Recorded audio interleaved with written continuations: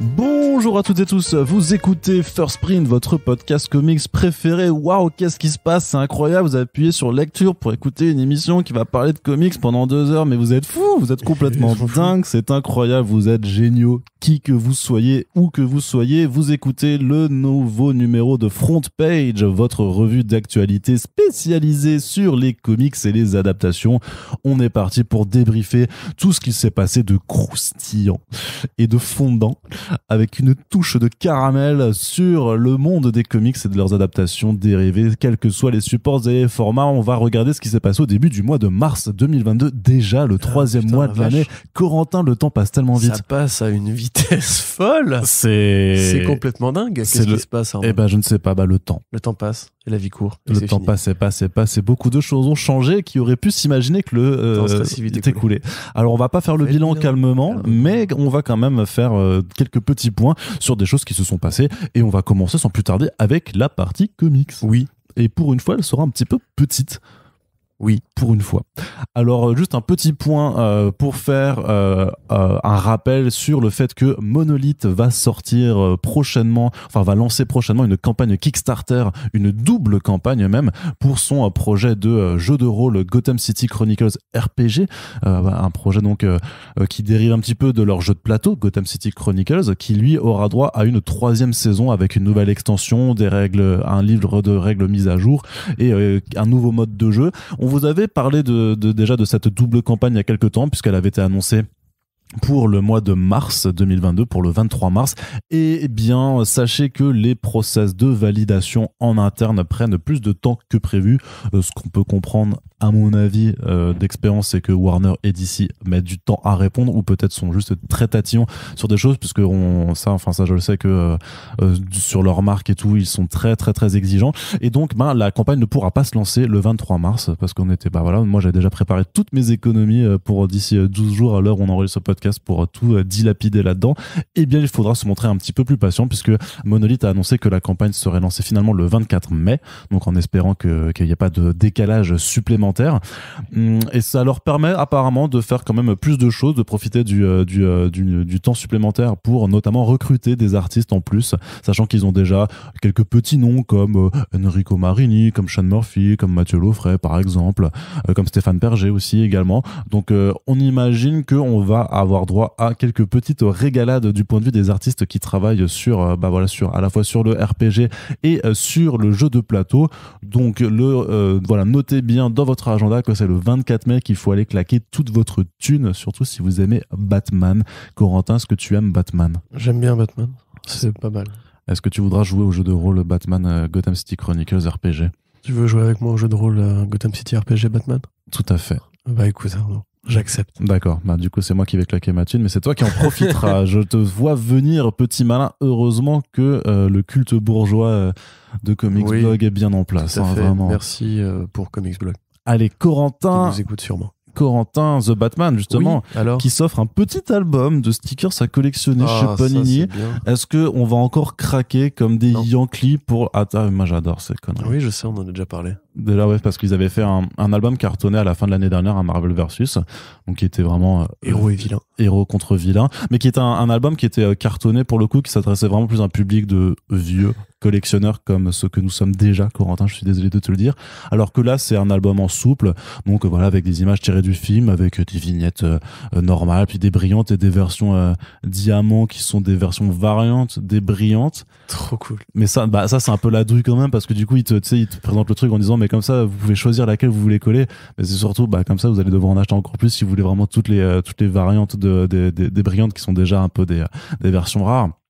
En tout cas, l'album, il est souple, il est pas du tout cartonné, donc c'est quand même relativement accessible d'un point de vue prix, puisque le pack de départ avec 12 blisters de 5 stickers, c'est 12 € et quelques, et c'est 22 pour avoir un truc de 24, avec l'album qui coûte 2,50 € grosso modo, tu vois, donc c'est quand même relativement abordable. Enfin, après, c'est clairement une collection qui est un peu plus pensée pour les jeunes, mais je sens qu'il y a des auditeurs et des auditrices qui, apprenant ça, vont se dire j'ai envie d'une petite Madeleine de Proust et de repartir dans ce genre de collection. Moi, j'ai des souvenirs émus de la Coupe du Monde 98. On avait tous notre album Panini dans la cour de récré au CE2 et on s'échangeait. Toute l'équipe. Et tout le monde voulait Ronaldo. Bah non, nous on voulait tous Ronaldo en fait à l'époque. C'est le Brésil. Ah d'accord, bravo. Bah, le patriotisme, tout ça. Bah moi de toute façon j'étais italien donc je voulais. Ouais, c'est bien ce que je pensais. Enfin, je suis toujours d'ailleurs, mais. Oui, attention. Et voilà. Et moi, je voulais les autocollants de l'équipe d'Italie. On a donc décidé au bout de 5 minutes d'y aller. Oui, très clairement. Donc voilà, c'est disponible dans tous les commerces et tout ça. On voulait juste vous faire un petit point. Si jamais il y en a que ça intéresse, eh ben, vous pouvez le retrouver là-dedans. Autre nouvelle, Corentin, il y a du comics qui débarque aux éditions Dracou. Et oui, on vous le dit très souvent, il y a des éditeurs qui ne sont pas forcément identifiés comics, mais qui proposent des bandes dessinées qui viennent d'outre-Atlantique. Donc là, c'est un titre qui est sorti, qui est déjà disponible en librairie et qui s'appelle The Last Detective. C'est un titre qui est écrit par le scénariste chilien Claudio Alvarez et le dessinateur brésilien Geraldo Borges et c'est en fait un titre d'enquête policière dans un univers un petit peu cyberpunk puisqu'on est en fait dans le futur en Amérique du Sud dans un état qui s'appelle New Amazonia. Et grosso modo, il y a une drogue qui circule, qui fait que grosso modo, quand tu la prends, d'ailleurs j'ai dit grosso modo alors qu'on m'avait dit qu'il fallait que j'arrête de le dire, donc je m'excuse de ce tic de langage, mais en somme, qu'est-ce qui se passe? C'est quand tu prends cette drogue, Corentin, tu deviens beau. Ouais, donc ça m'intéresse. Donc tu prends cette drogue, d'un coup tu te transformes en Arnaud Kikou, et après, par contre, et après, par contre, tu meurs dans d'atroces souffrances. Ça m'intéresse pas du tout. Du coup, c'est pas assez ouf. Donc mieux vaut être moche. Devenir Arnaud et mourir, non. Ouais, c'est vraiment pas le bon deal. C'est vraiment pas le bon deal, clairement. Mais donc voilà, ce que je veux dire, c'est que en vrai, faut mieux vaut être moche et vivant que beau l'espace d'un instant et crever après comme une merde. Merci BHL. C'était de la philosophie. Oui, c'était incroyable. Il faut qu'on appelle Philosophie Magazine. Oui. Et c'est un peu con du coup. Voici les mecs qui prennent la drogue meurent directement. Tu flingues. Non, mais pas directement. Mais en fait, le truc c'est qu'ils le savent pas forcément. En fait, tu vois, c'est une drogue qui fait des ravages. Voilà, c'est juste que c'est la drogue pour être vraiment sûr. Et tu sais, parfois il y a des gens, ils sont tellement moches que en fait, ils veulent être beaux et qu'importe le prix à en payer. Voilà, on est de nouveau à la Philosophie Magazine. On est vraiment. Oui, bah effectivement. Bah, écoute, tout le monde n'a pas la chance d'avoir ton physique, Corentin. Oui, donc voilà. Qu'est-ce que et donc en fait, voilà, face à cette reprise, en fait, voilà, parce que du coup, il y a un vrai problème de drogue et notamment avec des cartels, qui sont grave de la thune là-dedans. Eh bien, les forces de police vont faire appel à un ancien enquêteur qui s'appelle Joe Santos, qui était le fleuron de la police, voilà, fut un temps, qui maintenant est à la retraite, qui est un peu isolé, et il va devoir reprendre du service. Donc c'est pour ça The Last Detective, c'est vraiment voilà le dernier enquêteur à qui on peut faire confiance, sachant que il a un petit peu augmenté avec des prothèses robotiques, et son sidekick du coup qui va l'accompagner, c'est aussi un robot. Donc voilà, donc des éléments de polar avec du cyberpunk et surtout une thématique, enfin un contexte des thématiques qui évoquent des problèmes qui sont directement liés en fait à ce qui se passe dans certains pays d'Amérique du Sud, donc qui permet d'avoir un contexte un petit peu différent. Donc voilà, c'est assez court par contre, c'est 72 pages, donc c'est publié aux éditions Dracou. Corentin, est-ce que ça t'intéresse? Oui, le cyberpunk m'intéresse en général. Après, j'ai pas encore pu poser les yeux sur ce travail. Ça a l'air plutôt joli, plutôt coloré, des nuances de vert un peu, ce qui est plutôt rare dans les fictions cyberpunk. Oui, enfin pourquoi pas, ouais, j'ai pas forcément plus de choses que ça à rajouter. Effectivement, parce que tu ne t'es pas intéressé au sujet avant que je n'en parle, Corentin. Mais tu es pris sur le fait. C'est faux. Attends, il y a écrit drogue, culte de la beauté, trafic de minerais. Je viens de rappeler certains enjeux propres au pays d'Amérique du Sud. Tandis que la narration de l'album est entrecoupée de faux articles de journaux, ça c'est bien. Pour détailler le lore de cet univers. Quelle plume, c'est incroyable. Je sais pas qui a écrit ça, mais. Sûrement un très bon journaliste. Prix Albert Londres étanchement. Exactement, de Pulitzer plutôt, je préfère. Oh, bah dis donc. Tu vois, clairement. D'accord, pardon. Donc voilà, c'est aussi pour vous signaler que c'est disponible en librairie si cela vous intéresse. De toute façon, on vous en reparlera prochainement dans un Back Issues, puisque oui, j'ai l'album, et donc oui, tu vas le lire, Corentin, et oui, on en parlera ensuite. Comme ça, tu pourras étayer un petit peu plus ton avis que la performance désastreuse que tu viens de nous faire. Bravo le patronat. C'est comme ça que ça marche. Autre sortie en VF, Corentin, puisque je m'aperçois qu'on avance vite en fait, c'est Klaus Barbie chez Urban Graphic. Oui, tout à fait. Donc là, je vais te laisser la parole. La route du rat. C'est un album, donc c'est une création originale. Il faut par contre que tu me donnes les auteurs. C'est Bremo et Bauer, je crois, mais j'ai pas leur prénom. Donc effectivement, Urban Graphics, enfin Urban Comics en général, fait parfois des propositions de création, donc de la bande dessinée qui est produite en France et éditée chez un éditeur qu'on associe généralement plutôt aux comics. Et comme dans le cas justement de Robinson à Pékin, qui était donc un récit journalistique et un peu tranche de vie sur un journaliste qui allait vivre, en fait, être correspondant étranger pour une rédaction française à Pékin et qui couvrait, enfin, qui avait la chance ou la malchance plutôt d'être présent lors des émeutes réprimées de Tiananmen, de la place de Tiananmen. Là, c'est un peu le même sujet, c'est-à-dire que c'est encore une fois de l'historique et c'est encore une fois une enquête quasi journalistique, on va dire, puisque pour ceux qui ne voient pas Klaus Barbie, enfin, je pense qu'il y a probablement peu de gens qui ne voient pas qui est Klaus Barbie, mais c'était donc un officier de la police SS, donc c'était un nazi pendant l'occupation, qui s'est fait particulièrement connaître à Lyon pour ses différentes opérations de torture de résistants, parmi lesquelles celle du résistant Jean Moulin, un grand symbole de la résilience française face à l'occupation. Après la guerre, Klaus Barbie s'est barré de France et s'est fait appeler Klaus Altman, et il a été en Bolivie où il a aidé notamment à installer le président au pouvoir. Il a travaillé avec l'armée bolivienne en fournissant son expertise, littéralement, on va dire, et de la torture et des services de renseignement et de l'organisation politique locale. Et puis un jour, un journaliste a réussi à retrouver sa trace et a été l'interviewer sous couvert justement d'un prétexte que je ne sais plus lequel. Le gouvernement bolivien n'était pas très chaud.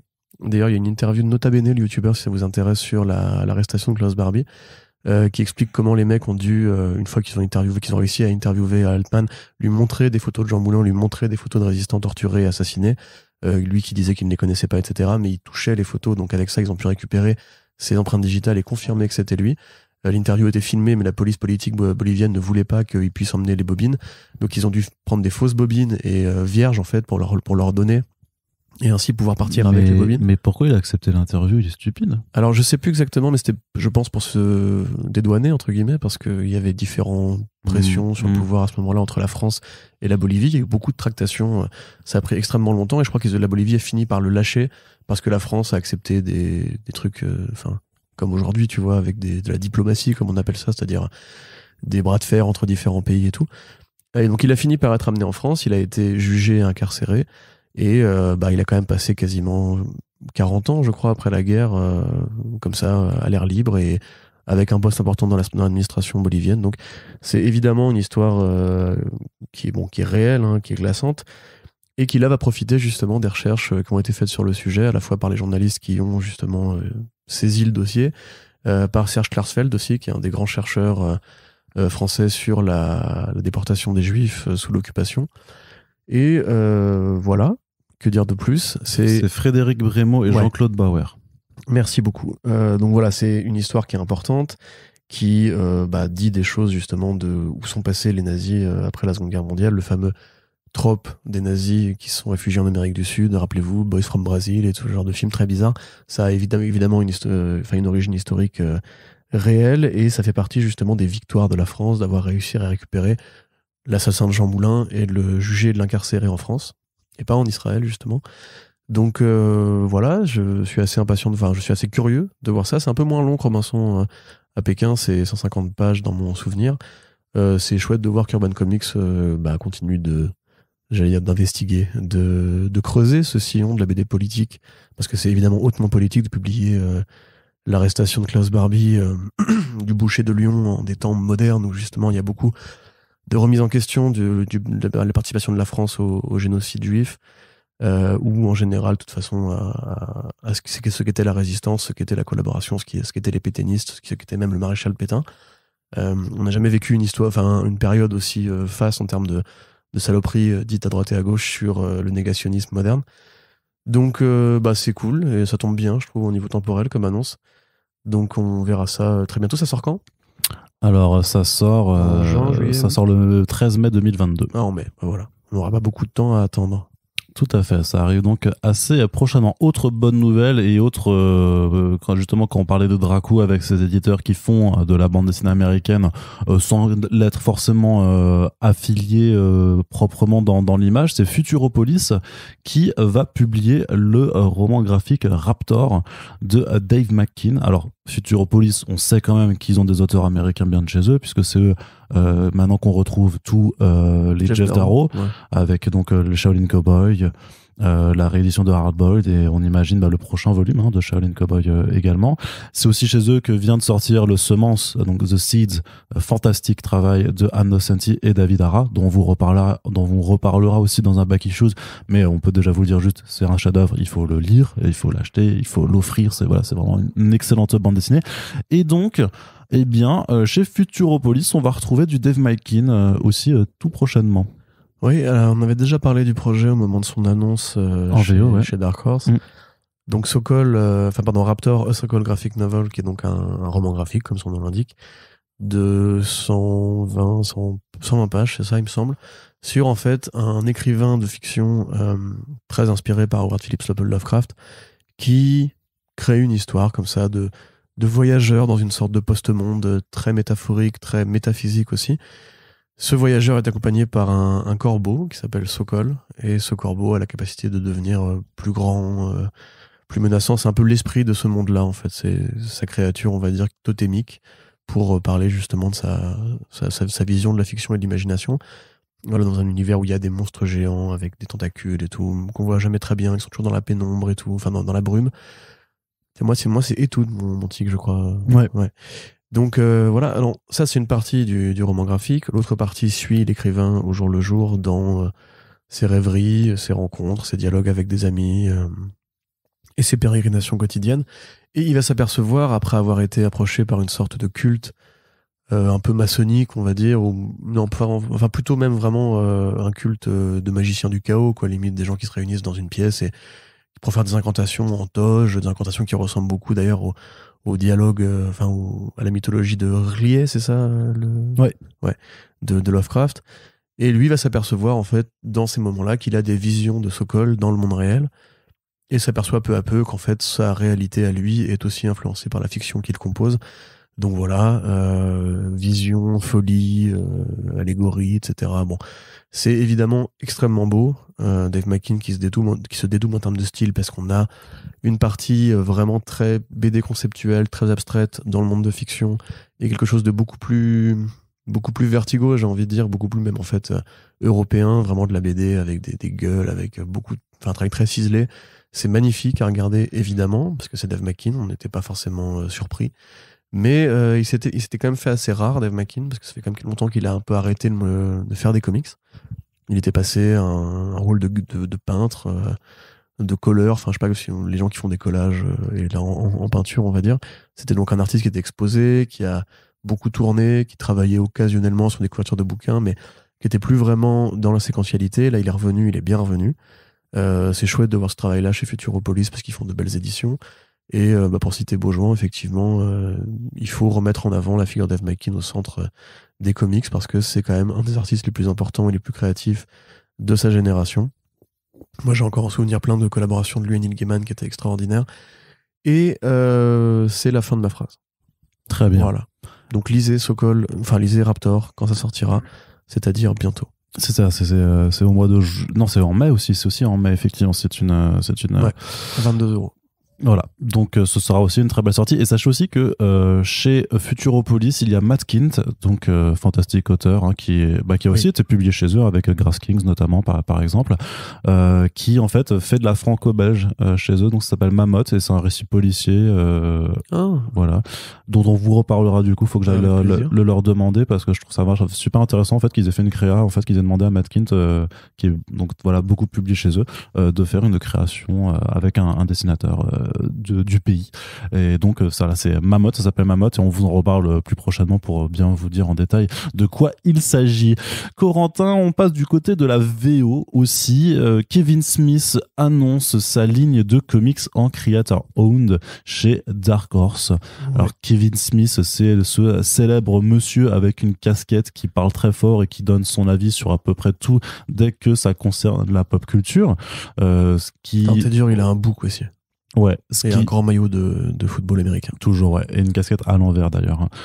Qui, pour moi, est quelqu'un de rigolo, enfin d'assez fascinant comme personnage, mais aussi un peu agaçant justement, parce que je sais pas trop pourquoi on a décidé que il fallait demander son avis. C'est un peu le Christophe Barbier de la pop culture en fait. C'est-à-dire qu'on lui demande son avis sur tout et n'importe quoi, et c'est pas forcément très intéressant. Ouais, t'aurais pu trouver plus flatteur comme comparaison. Je vois ce que tu veux dire. Après, Le problème, c'est que il vient d'une culture qui est la culture des geeks, et il n'y a pas 150 personnalités publiques comme ça que tu peux interroger. En plus, il est pote de tout le monde à Hollywood. Mais c'est vrai qu'effectivement, surtout dans ses postures de fanboy, on va dire, parce que c'est aussi l'homme sandwich préféré de Warner Bros. Pour les interviews de série CW, tout est amazing, etc. Aussi pour Marvel Studios, quand il avait dit que c'était une putain de honte que Spider-Man ne soit pas nommé aux Oscars, ce genre de choses. Et c'est vrai que ce côté un petit peu grand enfant de 40 ans est un peu agaçant. T'oublies de dire que c'est un réalisateur aussi. Oui, c'est un réalisateur. Il a fait plusieurs films. Il s'est occupé récemment de Masters of the Universe Revelation, qui était vachement bien pour le coup. Donc, faut lui laisser ça. Il aurait pu faire Howard the Duck.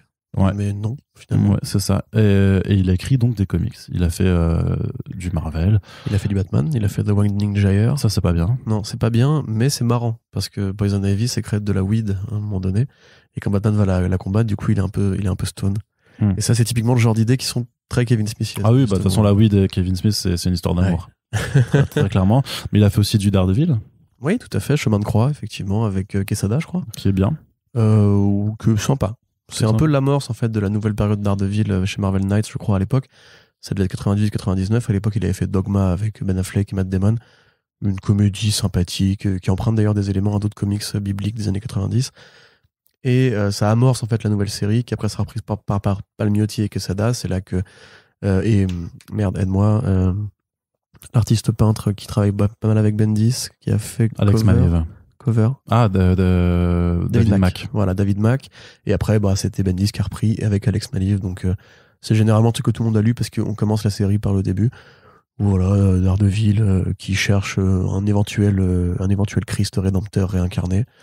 C'est pas incroyable, mais c'est sympathique, ouais. Et donc, il va faire des comics en creator-owned avec un label qui s'appelle Secret Stash Press, qui est en fait dérivé de son comic shop, en fait, qui s'appelle Secret Stash. En fait, alors, si je me trompe pas, c'est un comic shop qui était apparu dans un film, dans son univers filmique avec les Clerks, Giant, Silent Bob, ce genre de choses-là. Et en fait, il l'a matérialisé dans la vraie vie. C'est au New Jersey. Il a vraiment sa petite boutique de comics. Et en fait, voilà, il dérive encore cette chose en faisant son label de comics en creator owned. Alors il y a plusieurs titres qui sont annoncés qu'il va tous écrire. Ça a commencé par 2 qui devraient arriver à l'automne prochain chez Dark Horse. Le premier, ça s'appelle Masquerade, donc Mascarade en français. Ça parle d'un justicier, ça c'est un truc de vigilante. Voilà, on sait pas trop l'orientation de la chose, mais j'imagine que ce sera sûrement un petit peu parodique, connaissant le bonhomme. Et il y a un autre titre qui s'appelle Quick Stops, qui est une anthologie, donc où Kevin Smith va s'associer à d'autres artistes et peut-être aussi qui va coécrire certains numéros. En fait, du coup là, c'est vraiment des comics qui dérivent de son univers de films. Donc Clerks, Mallrats, Giant, Silent Bob Strike Back, ce genre de choses là. Donc ça va reprendre des personnages de cet univers pour les mettre en comics. Corentin, qu'est-ce que tu penses de cette arrivée dans le monde du creator-owned je pense qu'il est à la fois soit trop tard pour que ce soit vraiment un truc super intéressant, soit trop tôt pour que justement on ait encore pu savourer le retour en grâce de Kevin Smith après Masters of the Universe, parce que de ce que j'ai compris, même si la série a déçu beaucoup des vieux fans, ça reste une bonne série animée et elle a bien marché auprès de Netflix. De la même façon que Kevin Smith lui-même en fait a un peu commencé à chatouiller d'autres projets d'animation par-ci par-là, donc c'était peut-être d'ici quelques années j'aurais été emballé parce qu'on aurait peut-être pu voir que après ces films que je vais qualifier quand même généralement de médiocres passé les années 2000, je suis désolé, c'est dur. J'entends des fans qui hurlent et qui sont en train de piquer des poupées vaudou à ton effigie. Franchement, il faut être un peu réaliste. Kevin Smith, je l'aime bien, vraiment. Moi, il m'est sympathique et tout, et j'ai même été longtemps un de ses défenseurs. Jusqu'à Tusk, d'ailleurs, que j'ai pas trouvé détestable au demeurant. C'est celui où le mec transformé en morse. C'est très bizarre. Oui. Ça, c'est marrant. Voilà, ça, c'est marrant. Red State, c'était beaucoup moins marrant, c'était pas terrible. Ah si, Red State, c'était bien. C'était vraiment... C'était mal branlé, ouais. Ah non, moi j'ai adoré. Ah ouais? Ouais. Ouais, on n'a pas les mêmes goûts. C'est de la violence, hein. Il y a de la violence. Donc oui, d'accord. C'est ton argument. Il y a de la violence. Ok, d'accord. De la bonne violence. Bon, alors, si on n'est pas forcément aussi accro à la violence qu'Arnaud, le très hardcore Arnaud, qui sort à minuit et demi dans les bars pour se taper avec des mecs. T'as déjà fait ça ? Pour se faire taper par des mecs plutôt. Je pense que la réalité, c'est plus ça. Oui, c'est comme le lapin dans les Cassos.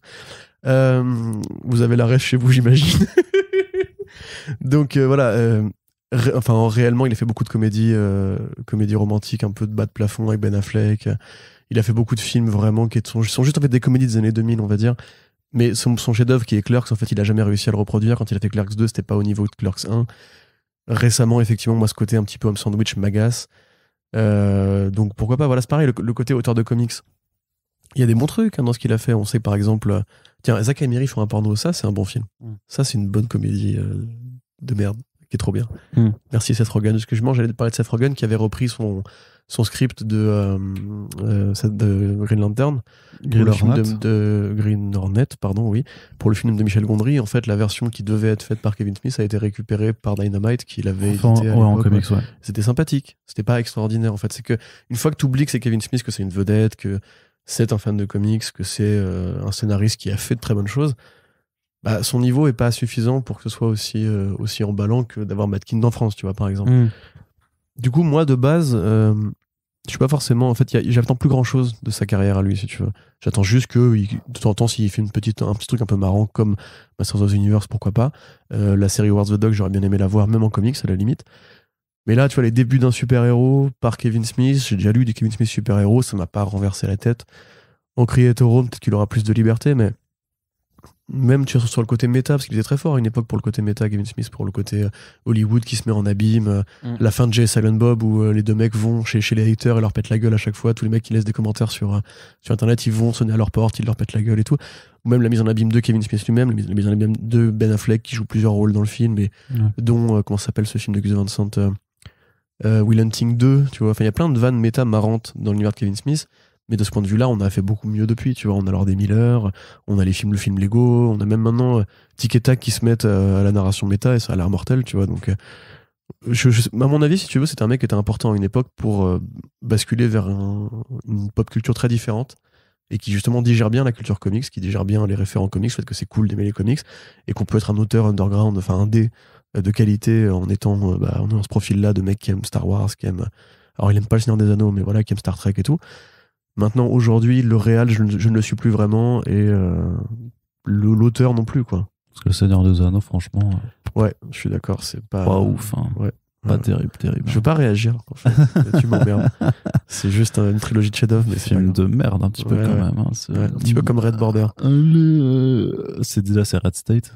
Oui, donc, c'est vrai. Si tu veux vanner, essaye au moins de t'appliquer à le faire correctement. Espèce de grosse merde. La prochaine fois que tu fais une erreur, je serai tapis au coin. Comme si tu le fais pas à chaque fois. Oui, c'est vrai. C'est même pas des erreurs, parfois c'est juste une faute de... Bon, mais toi, du coup, t'es content, là? Bah non, moi j'en ai rien à foutre de Kevin voilà, Smith. pourquoi tu me mets dans le programme, alors on a... Mais parce qu'il faut en parler, c'est pas parce que il y a des choses qui sont importantes. Par contre, c'est vrai qu'il y a un truc, c'est que là, comme on l'avait dit pour... Jamie Lee Curtis, oui, et Keanu Reeves et Emilia Clarke, il y a une sorte quand même de, je sais pas si c'est une tendance, mais il y a un courant migratoire de vedettes. Attention, ok, je veux dire, fais gaffe à ce non, mais avant d'être un truc raciste, ça veut juste dire des gens qui vont d'un point A à un point B. Non, je sais, parce que là, t'es en train de dire, oula, il est en train de nous faire une Zemmour. Non, il y a un courant migratoire de talents d'Hollywood, ou de vedettes d'Hollywood plutôt, qui viennent faire des comics. Ouais. Est-ce que c'est lié au fait que maintenant Hollywood a vraiment des mains dans le comics et a vraiment envie de ça fait quelques années que les studios, enfin que t'as quand même beaucoup de studios qui sont en lien avec des éditeurs, donc ça me paraît pas... Après, peut-être qu'ils ont capté qu'il y avait de la thune à se faire avec le succès de Berserker, avec peut-être parce que Mother of Madness aussi a pas trop mal marché hein, sur son premier numéro. En tout cas. Là, c'est comme il y a AMC qui fait un ah oui. Je sais pas si tu avais pas mis dans la. Non, ouais, c'est vrai, non. La chaîne, ou plutôt le réseau AMC Network, donc un réseau de différentes chaînes et plateformes de streaming qui, je pense, sont pas très cotées. AMC+. Yeah, man. Ont monté une boîte d'édition de leur côté. Alors, les deux premiers projets, c'est des trucs de licence qui sont liés à leur série. À leur série télé. Mais il y a un truc original avec Brandon Fletcher, par exemple. Et on peut légitimement se poser la question, est-ce que ils font pas la BD d'abord pour faire l'adaptation ensuite? Si, parce que maintenant, c'est une sorte de mécanique qui est rodée, quoi. C'est une chaîne de montage qui est rodée. Peut-être que Kevin Smith se dit que s'il a un imprint, il pourrait développer ensuite. Bah, de toute façon, déjà, il y a déjà un des deux titres qui est de toute façon un dérivé de ces films. Donc là, clairement, il y a une façon de penser qui est cross-média, clairement. Après, pour le deuxième truc, c'est du super-héros en creator-owned. Tu sais très bien, enfin, on a eu Jacked, on a eu The Boys, c'est des projets qui vont forcément susciter un intérêt puisque le super-héros en tant que tel, la figure du super-héros reste bankable pour le moment. Ouais. Donc Et oui, il y a pas du tout de... Et puis, ou peut-être même de jeux vidéo, enfin bon, parce que maintenant que Dark Horse a été racheté par... je sais ouais, plus, ça, je. Embracer, bah, je sais pas, tu vois, mais en tout cas, Dark Horse qui essaie au moins de récupérer des noms et sûrement des projets à licence, parce que c'est de ça dont ils vont avoir besoin, vu qu'ils ont tout perdu, enfin, ils ont perdu beaucoup de choses ces dernières années. Ouais, ça marche. Et je pensais, Jack, c'était pas Eric Kripke? Si, bah si, Ouais, c'est c'est ça, si, ouais, oui, ok, Jack, c'était ouais. écrit par Il a Eric jamais voulu Kripke. l'adapter lui-même, c'est bizarre. Bah après, il est tombé, il a récupéré The Boys, il s'est dit, de toute façon, vu que Jack, c'était quand même un rip-off de The Boys, ben voilà, c'est... Bon, Bon, un petit peu. un petit peu. C'était Aurman cross The Boys, franchement, comme, Ouais, comme... ouais. Mais c'était vachement bien, hein, c'était super Ouais, bien, c'est rigolo. c'était bien Il y avait de la violence. Mais tu sais qu'à la base, bah déjà, il y avait de la violence, il y avait du cul, et en plus, à la base, c'était quand même un projet Vertigo qui devait être directement pensé comme une adaptation Tout à télé fait. avec le comic book, Tout à et fait. au final, ça ne s'est jamais fait. Et c'est dommage. Donc, si jamais vous tombez dans votre comic shop VO, il doit y avoir un trade qui traîne un petit peu, ça s'appelle Jacked, ouais, c'était vraiment super chouette. Et voilà. Voilà. Et on passe à la suite. C'est par le créateur de The Boys, du coup, vous pouvez mettre le macaron vous-même sur la cover. Ça pouvait le dessiner avec un feutre.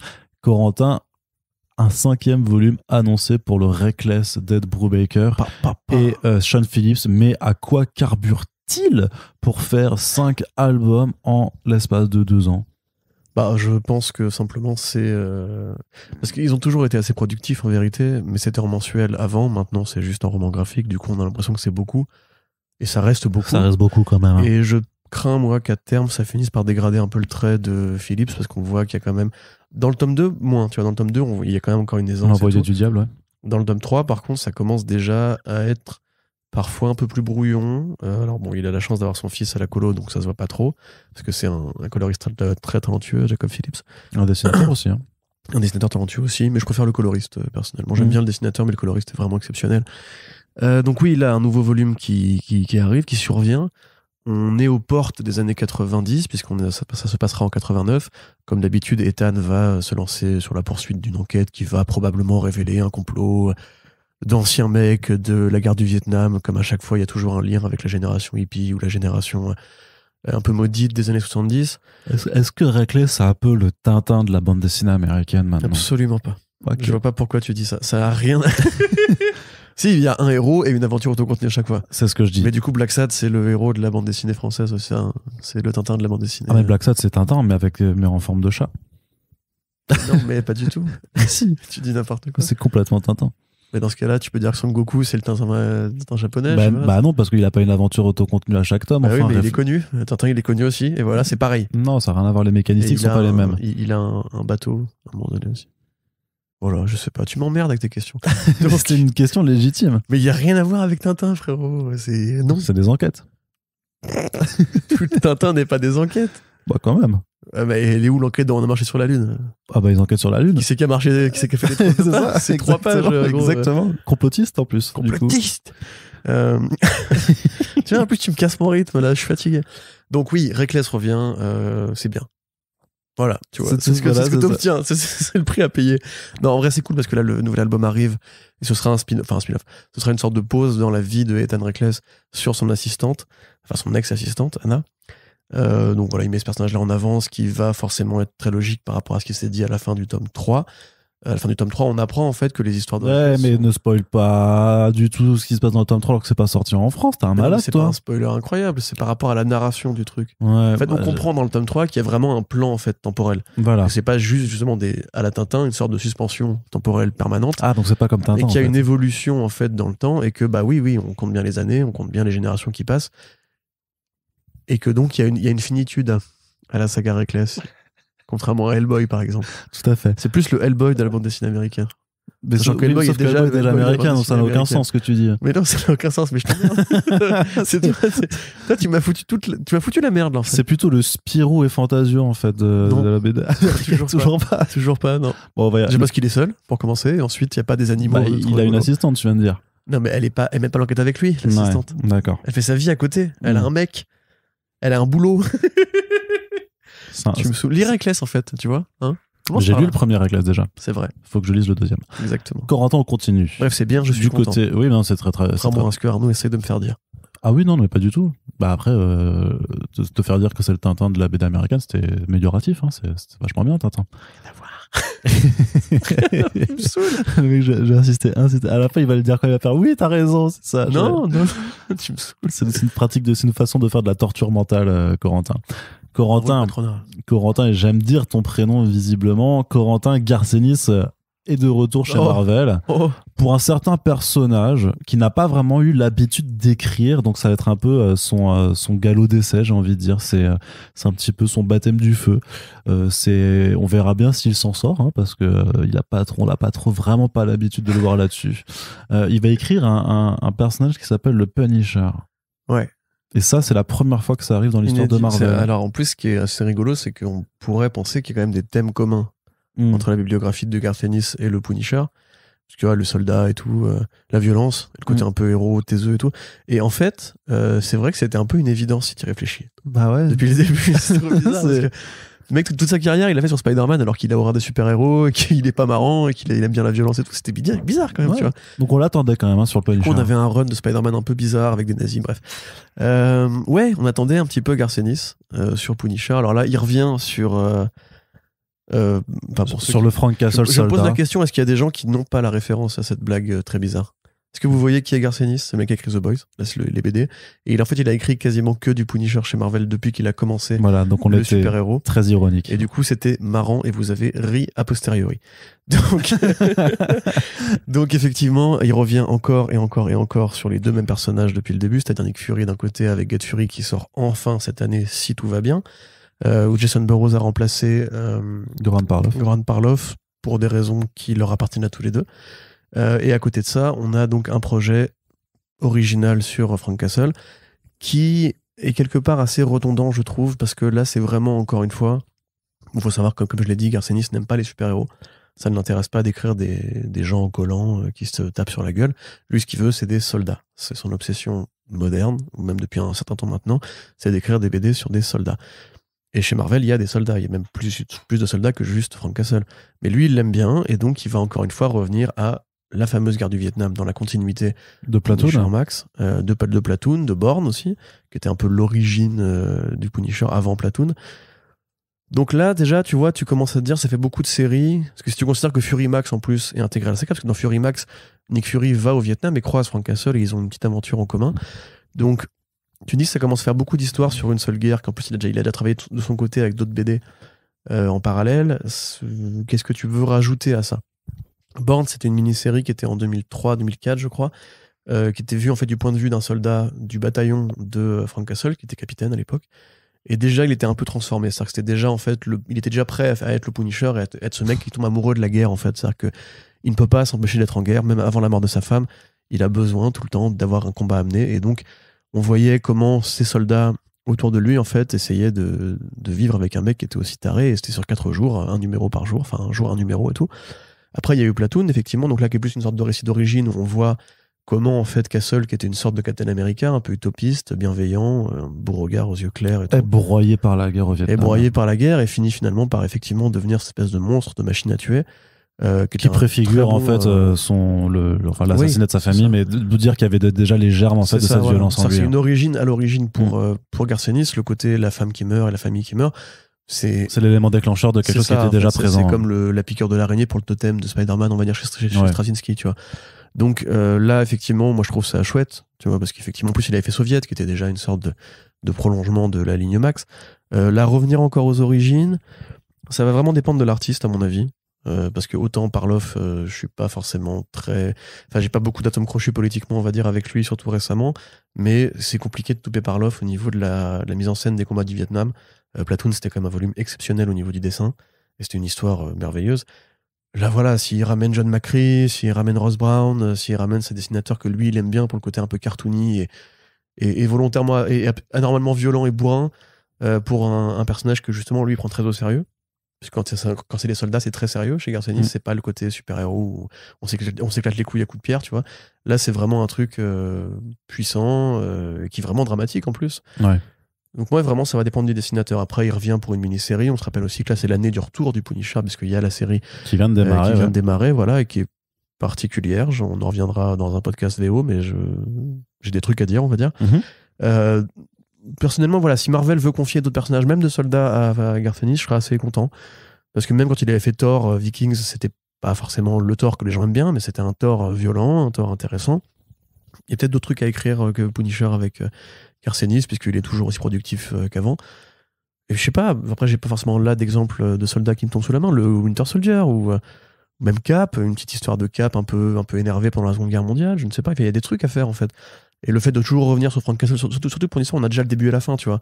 On a Platoon, on a Bourne, ce qui est entre les deux, parce que c'est ça, hein, c'est ce qui est entre les deux. Et dans Get Fury, apparemment, c'est pareil, c'est Get Fury, une série compagnon de ça, puisque on retrouve Nick Fury pendant la guerre du Vietnam, ce qu'on a déjà eu dans Fury Max. Donc je me demande, moi, si Garth Ennis a pas fait un peu le tour de la question. Non, parce que la question, c'est chez DC. Et voilà, t'as vu, j'ai mis un... Voilà. Pour que les gens puissent maintenant rigoler, je vais mettre un autre blanc. Voilà, c'est bon. Donc, voilà, c'est cool à la fois parce que ça reste du Garth Ennis. Peut-être que ça s'adresse aux gens qui n'ont pas tout lu comme toi, en fait. Je serais assez content, par contre. Rappelle-moi le mec qui avait fait Lost Boys avec Alec Scott. Non, Lost Soldier avec Alec Scott, c'est cette mini-série sur la guerre. Ouais, là, je l'ai pas, ouais. À la Ciudad de Mexico, où il y avait justement, pareil, un style qui était très Goran Parlofien, mais en plus rugueux, en plus ciselé et tout. Lui, si c'est effectivement brouillé avec Goran Parlov, ce serait intéressant de récupérer une sorte de petit héritier. Ouais, on en avait parlé dans Back Issues. Ouais, c'était un mec très, très talentueux, avec des superbes couleurs en plus. Donc voilà, et puis qui lui-même d'ailleurs s'inspirait de la façon dont Parlov dessinait le Punisher pour les biens de cette série. Donc moi j'avoue, si Garth Ennis tu m'entends, si tu parles français, je serais très surpris, mais Frenchie parle français, non il parle pas français non plus. Mais si tu parles français, si tu t'es mis au français... Lost Soldiers, pas Lost Boys. Lost Soldiers. Ok, Lost Soldiers. Ouais. Et c'était Luca Casalanguida. Eh bien, engage Luca Casalanguida, s'il te plaît. Allez, Corentin. Toc, toc, toc. Quoi ? Qu'est-ce qui se passe ? Vas-y, je dis toc, toc, toc. Donc oui, qui est à la porte ? Oui, bonjour, c'est Nick Lowe. Oh, Nick. Hey, ça va, Corentin ? C'est marrant, Nick Lowe, t'as exactement la même voix que CBC Bouski et Kevin Feige. C'est incroyable, c'est parce qu'on est tous des ricains. Alors, vas-y, viens, installe-toi. Tu veux un rail, une trace ? Oh oui, j'ai bien envie de prendre de la C, puisque j'ai une très très grande nouvelle à t'annoncer. Figure-toi qu'en juin 2022, on va faire Amazing Spider-Man 900. Mais... 900, Corentin. Mais je comprends pas. 900 numéros de Amazing Spider-Man qui ont été publiés depuis le début des années 60. Est-ce que ça fait pas une celebration qu'il faudrait faire? Mais Nick Lowe, oui. Mais c'est quelques semaines après le relaunch de Spider-Man. Mais on s'en bat les couilles, Corentin. Ah merde, mais je croyais que c'était important de relauncher au numéro 1. Ah, ben oui, mais ce qui est super important, c'est faire du pognon. Et nous, pour faire du pognon, on a inventé un truc qui est super cool, c'est la numérotation Legacy. Et on t'a piégé, Nick Lowe, il y avait des micros dans la pièce. Non, maintenant, les gens savent que t'es qu'un enfoiré. Ah non, zut, alors je vais prendre une ligne de coke pour me dédouaner. Allez, casse-toi, Nick Lowe, maintenant. Et voilà, vous l'avez entendu, on a piégé Nick Lowe, il l'a avoué ici. Il a avoué que... Ce ne sont pas nous qui étions méchants. Non, pas du tout. Et donc, il l'a bien dit il l'a bien dit dans le podcast. Tu as entendu que sa voix de faible, là? Ouais. Il y a la voix qui tremble quand tu parles. c'est la double numérotation. Il l'a avoué en direct sur nos ondes. C'est bien un prétexte juste pour faire des numéros anniversaires à la con et à toutes les occasions. Et donc, voilà, on vous l'avait dit. En plus, moi, je trouvais que c'était débile parce que mon plan de Nick Lowe, c'était de faire Amazing Spider-Man jusqu'au numéro 100, parce qu'en fait, le numéro 98, c'était ce numéro 900. Donc, après 2 numéros après, tu faisais le numéro 100. Et après, tu faisais le relaunch au numéro 1. Et donc, en l'espace de 1 mois, tu avais 3 numéros que tu pouvais survendre de ouf. Et ils ont choisi. Il n'y a pas un impératif d'anniversaire tombé pile pendant l'anniversaire? Non, pas du tout. Je sais pas. L'anniversaire, c'est toute l'année. Oui, c'est vrai. D'ailleurs, je devrais reprendre ça. Moi, je suis né en janvier. C'est la routine de Marvel, ça. Moi, j'arrive chez eux, il y a écrit ça sur les portes. Moi, je suis né en janvier, mais si vous voulez me faire des cadeaux en ce moment, vous pouvez encore. L'anniversaire, c'est toute l'année? Bah ouais. Tiens, je t'offre une tasse vide de café. Ah, super. À mon nom en plus. C'est vraiment customisé. C'est vraiment très sympa. Et de la région Occitanie, Pyrénées. Non, mais du coup, voilà, c'est le petit moment, enfin, la croutonnade. Ouais, comme mais toujours. alors, faut savoir qu'Arnaud m'a posé la question, est-ce qu'on met dans le programme tellement en fait justement nous-mêmes on s'habitue à ça. Et moi je veux Ouais, mais éviter non, c'est qu'on pour ça, tombe là-dedans. justement, mais le truc, c'est qu'on en a déjà beaucoup parlé, en fait, de ces faux numéros anniversaires. On a déjà dit qu'on trouvait ça naze, et c'est pour ça que je voulais pas, enfin, à part juste pour le plaisir de prendre un accent américain, je voyais pas trop pourquoi on allait le replacer, parce que même les gens qui nous écoutent, à part si c'est votre premier front page, les gens connaissent déjà notre positionnement sur cette pratique Arnaud, éditoriale et commerciale un petit peu facile. En tant que BHL du podcast Game, tu devrais savoir que c'est quand l'espoir meurt, quand les gens arrêtent de rouspéter. Et la, et la vérité, je suis fatigué. C'est La vraiment vérité, c'est qu'il faut pas que ça devienne normal. Il faut pas que on arrête d'en parler parce que c'est à chaque fois que. Bah oui, mais on devient des disques rayés. Non, mais attends, il faut quand même. Ça, c'est des boîtes. On devient des disques rayés. Mais non, mais c'est un scandale à chaque fois. Je suis désolé. Là, vraiment, il faudrait faire une. Enfin, quand j'aurai le temps de le faire, vraiment, je vais calculer comment ça coûte sur une année de lire du Spider-Man, juste sur une série. Honnêtement, je pense que ça doit être le budget comics le plus élevé en mainstream si tu veux juste suivre un personnage. Parce que même Batman ne m'y pas comme ça sur une série, je répète. Ouais. Oui. Parce que si tu veux lire tout Batman chez DC, par contre, clairement, tu vends ton bras. Et aucun personnage a en seulement quoi, 3 ans. Ton bras, non, attends, 2018, c'était le départ de Slott. En 4 ans, il y a eu combien de numéros spéciaux? Il y a eu combien de numéros anniversaires? Il y a eu combien de variantes? Il y a eu combien de relaunch? Non, bah, il y a eu qu'un seul. Non, mais les séries compagnons aussi, les Secret Six et tout, c'est stop, ça suffit maintenant. Franchement, je pense, comme tu l'as dit dans ton article, on aura le numéro 1000 l'année prochaine, c'est évident. Ils vont se trouver une solution. Là, on était sur un rythme mensuel récemment. Bah, 100 numéros en un an, ils le font. Hein. Oui, bah, bien sûr. Bah, ils faisaient du tri mensuel pendant la période Beyond. Ils sont déjà quand même toujours à un rythme bimensuel facile. Donc, ça. Oui, bien sûr. Ouais. Et typiquement, voilà, c'est quand on rappelle effectivement que maintenant ils peuvent sortir des Electra 100 sans aucune justification. Ils vont le passer en hebdomadaire à un moment, tu vas voir. Pour accélérer le truc. Après, là, voilà, Spider-Man, le grand public leur a prouvé que c'était encore la machine à blé que c'est depuis 30 ans en vérité. Mais moi, je commence vraiment à me poser la question de à quel moment déjà ce genre d'effet-là va finir par ne plus fonctionner. Parce qu'il y a bien un moment donné où les gens vont comprendre que ça n'a plus de valeur. Là, Amazing Spider-Man. En plus, ça a bricolé. Le problème, c'est que c'est vraiment du bricolage avec une double numérotation. Parce que c'était leur idée avec Legacy. Mais ils se sont rendus compte très rapidement qu'ils ne pouvaient pas se passer de leur numéro 1 et de leur relaunch. Alors même s'il y a certains titres quand même qui depuis 2018 et la période Fresh Start ont une longévité qui est légitime et qui est admirable à mon sens pour Marvel, c'est-à-dire que Avengers a son 54e numéro, Captain Marvel ça c'est allé jusqu'au 37, enfin c'est toujours pas fini je veux dire. Tu vois, il y a donc Daredevil aussi, il y a eu quand même une trentaine de numéros avant que ce soit relaunché. Venom 35, donc voilà, il y a Immortal Hulk 50, donc il y a quand même beaucoup de titres en fait qui ont vraiment tenu sur la durée. Et je parle pas de macarons, voilà, grosso modo c'est ça. Donc t'as l'impression qu'il y a une partie de l'éditorial qui a compris que ça servait à rien aussi de vouloir relauncher tous les ans parce que ça pétait les couilles à énormément de monde, et en même temps ils sont quand même revenus sur cette histoire de Legacy qui leur permet de bricoler pour un oui ou pour un non, parce que parfois tu comprends même pas quel volume ils prennent en compte. Et Immortal Hulk typiquement prenait en compte les volumes de la saga des Invincibles, on va dire. Non, de l'incroyable Hulk. Oui, sauf que la série de Donny Cates qui s'appelle juste Hulk ne prend pas en compte les volumes des autres séries qui s'appelaient juste Hulk, mais prend en compte les volumes de l'incroyable Hulk et de Immortal Hulk. Donc là, tu te dis non mais enfin vous foutez de la gueule du monde quoi. Moi je m'en fous demeurant, parce que si jamais c'était juste que des numéros sur une devanture un peu genre ouais c'est le numéro de temps, on est content et tout.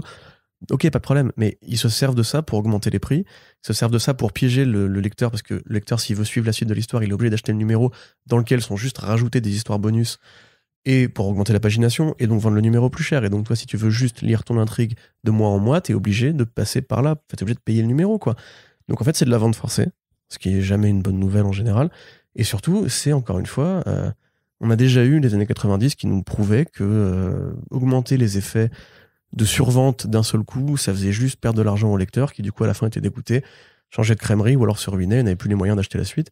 On a déjà eu une chute du marché des comics à cause de la spéculation sur les numéros 1 et sur les variantes, etc.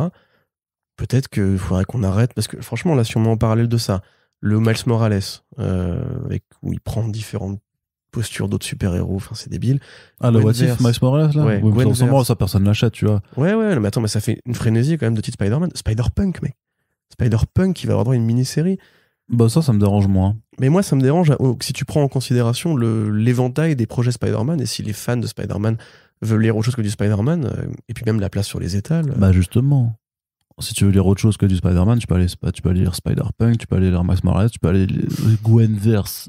Oh là, c'est bien. La croutonnade de trucs là. Non mais bref, franchement, il est temps de virer Nick-Lo et qu'on trouve un rythme un peu plus sain, quoi. Alors là, John Romita Jr., Zeb Wells. Ouais, alors voilà, le truc c'est que voilà, donc c'est Amazing Spider-Man 900 et au final c'est même pas non plus un truc incroyable puisque alors putain, c'est vrai que je le dis vraiment souvent. Je suis vraiment désolé. Non, ce qui se passe avec Amazing Spider-Man 900, c'est que c'est Ed McGuinness qui remplace John Romita Jr. au dessin, mais John Romita Jr. sera toujours présent pour vous livrer une couverture régulière dégueulasse. Elle est vraiment trop moche. Je suis désolé, pour une fois je dois rejoindre Corentin. Elle est vraiment immonde. Et en plus, l'histoire, elle est. Alors, il y a quelqu'un du passé de Spider-Man qui a capturé les Sinister Six et qui a, qui a créé un être façon Amazon, en fait, qui récupère tous les pouvoirs des Sinister Six. Ils appellent ça le Sinister Adaptoid. C'est trop nul. Pardon. C'est trop nul. Bah voilà. Oh là là, franchement, l'histoire, elle est rinçasse de ouf. Voilà, quoi. Peut-être qu'il va mieux faire que Zeb Wells. Et franchement, faire perdre du temps à Ed McGuinness pour une histoire comme ça. Mais c'est pas comme si les fans de Spider-Man n'avaient pas perdu 3 ans de leur vie avec Nick Spencer. Bah, qualité. Là, je viens de me finir de nouveau, de me refinir, c'est ce que il est dans le Marvel Comics, là, chez Panini, quoi. Donc là, on vient enfin la fin, elle arrive trop tard, elle arrive parce que du coup, moi, j'ai fini l'édito pour le numéro 6 qui sort en juin, donc les lecteurs VF finiront le run de Spencer en juin. Donc c'est encore loin, mine de rien, par rapport à là, on est en mars.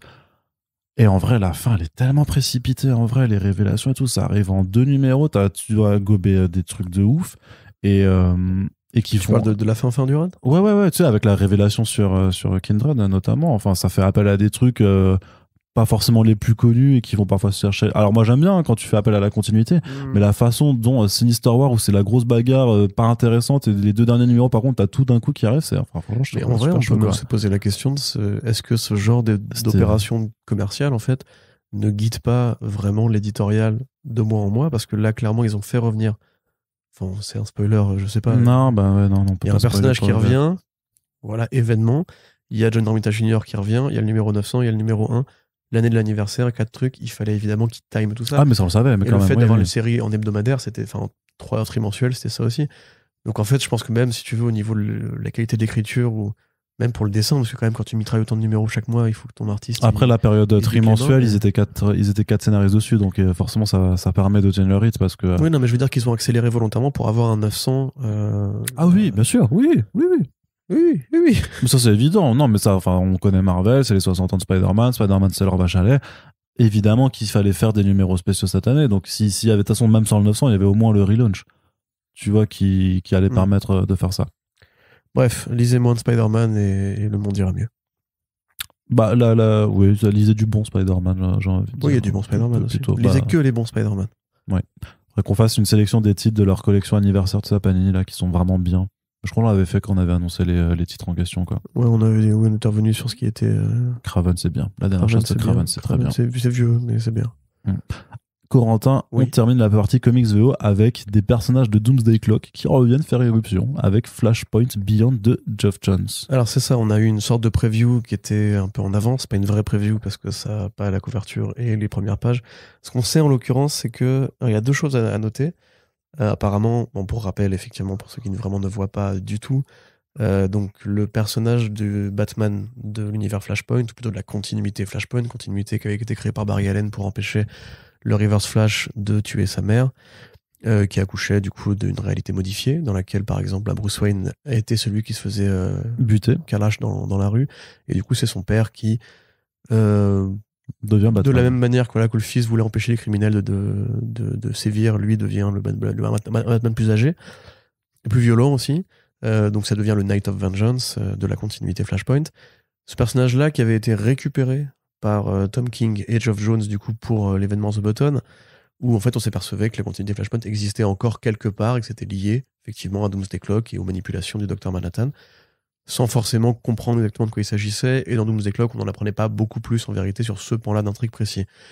Après ça, le Thomas Wayne est rapatrié dans la série de Tom King pour les besoins d'un arc sur la paternité. en fait, et sur le fait que Batman se confronte à son daron et tout, un daron assez énervé en plus. Puis, envoyé à l'asile d'Arkham, il est récupéré par un vaisseau dimensionnaute qui va l'emmener dans la série Justice League Infinite Frontier, enfin Justice Incarnate Infinite Frontier, qui arrive là tout bientôt, ou dans la suite arrive bientôt en VF. Et après ça, là je peux pas vous dire sans vous spoiler, donc bref, grosso modo, on va avoir droit à une aventure en solo. Donc c'est beaucoup quand même de pérégrination. T'as dit grosso modo aussi, tu vois. Ouais, moi je le dis, moi sans honte. Beaucoup quand même de pérégrination pour un seul personnage qui, normalement, vient d'un monde qui a été effacé. Là, il va retrouver son monde d'origine, au mépris du bon sens. Mais non, c'est l'omnivers, hein, ça c'est la conclusion de Death Metal. Tous les multivers, enfin, tous c'est pas un les multivers, des multivers, des oui, machins, mais c'est pas un multivers, c'est un futur possible qui a été annulé. Non, c'est une réalité parallèle. Ah non, c'est un futur possible. L'univers Flashpoint, elle part de la réalité principale. C'est Barry Allen qui nique le continuum espace-temps. Oui, mais justement, mais c'est comme c'est à partir d'un événement qui est modifié, ben tu fais deux timelines différentes. Ah, pas dans l'univers DC, mon pote. Eh ben non, c'est les vibrations de réalité qui créent des terres parallèles. Ouais, mais attends, mais si, parce qu'il y a une terre Flashpoint, non? Bah, il me semble pas. Il y a pas une terre Sors ton album pendant que je parle. Donc, mais je crois que j'ai raison. Et de toute façon, on voyait bien qu'elle s'effondrait à la fin de The Button, cette réalité. Elle n'est pas censée exister. C'est le plot de Flashpoint Beyond. Mais depuis Rebirth et depuis Death Metal, on part du principe que toutes les réalités existent de toute façon. Bah oui, mais ça c'est bizarre. Enfin, après, il faudra voir comment ils justifient ça. Mais si effectivement les mains ont restarté l'Omniverse, elles n'ont pas forcément restarté. Sinon, ça veut dire qu'il y a une terre DKR, tu vois. Qu'il y a un futur possible aussi. Il y a une terre Batman Year 100. Il y a, tu vois, enfin, Bah oui. Faut voir. À voir. Bref, après, c'est un peu le bordel. Il y a une terre DKR, je suis quasiment sûr. Je suis pas sûr, moi. Mais on verra bien. Donc, tout ça pour dire que ce qu'il faut comprendre de tout ça, c'est que Geoff Jones revient. Il revient, et comme c'est Geoff Jones, il a décidé de revenir en important tous les éléments, enfin, en tout cas, un élément important de sa continuité, qui est Doomsday Clock. Tentative ratée de mêler l'univers Watchmen à l'univers DC Comics, qui est considéré maintenant plus ou moins comme en dehors du canon. On voit que Williamson a essayé d'être sympa, on va dire, mais que c'est pas forcément. Au final, plus tant que ça, puisque ces personnages sont de retour. Donc, Oui, non, mais même pas que ça. Rappelle-toi Dark Knight's Death Metal, où il y avait un Batman. Ah oui, pardon. Parce que l'univers est tellement grand qu'ils ont trouvé un univers où en fait Batman, c'est le Docteur Manhattan aussi. Le Batman Manhattan, mais comment c'était naze. C'était un Bruce Wayne qui s'est transformé en Docteur Manhattan. Ouais. Et il l'avait ramené pour avoir les pouvoirs de Docteur Manhattan, qui devenait le Darkest Knight.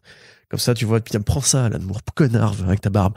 C'est ce niveau d'irrespect dont Scott Snyder est le seul à avoir le. Vraiment pas respectueux. Je crois que l'irrespect, c'est en fait une marque de la famille des Snyder, à mon avis.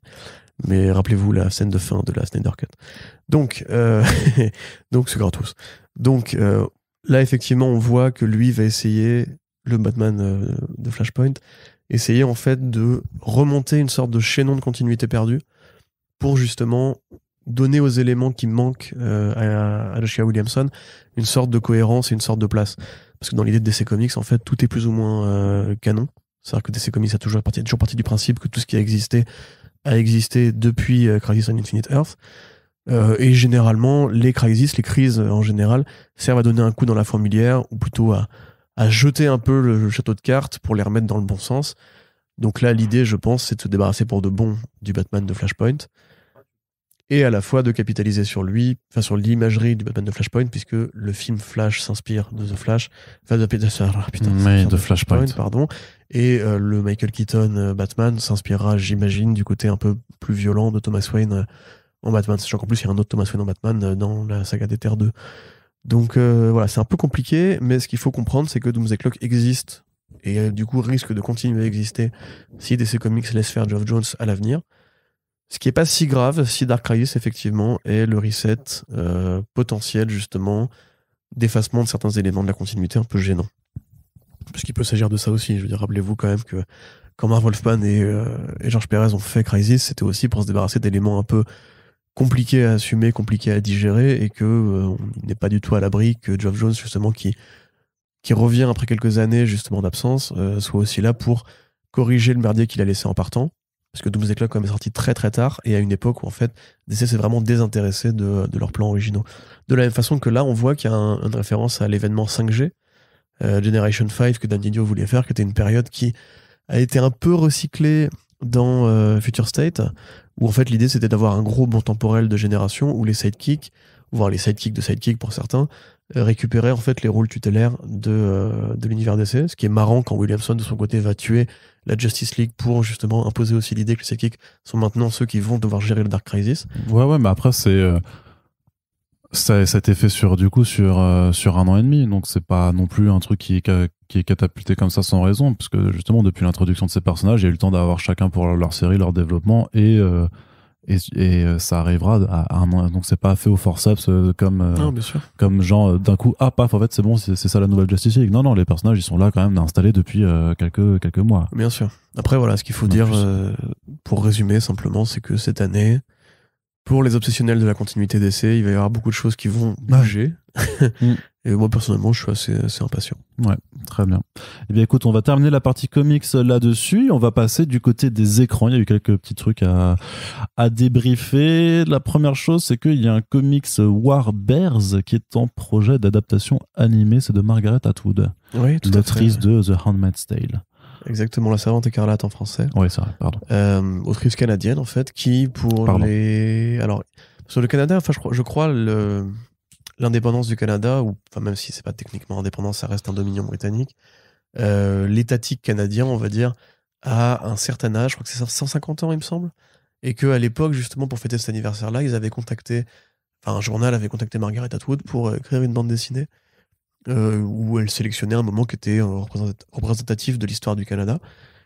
Et donc, elle a choisi la courte période entre 1941 et 1943 où les comics américains n'étaient plus distribués au nord, donc au Canada.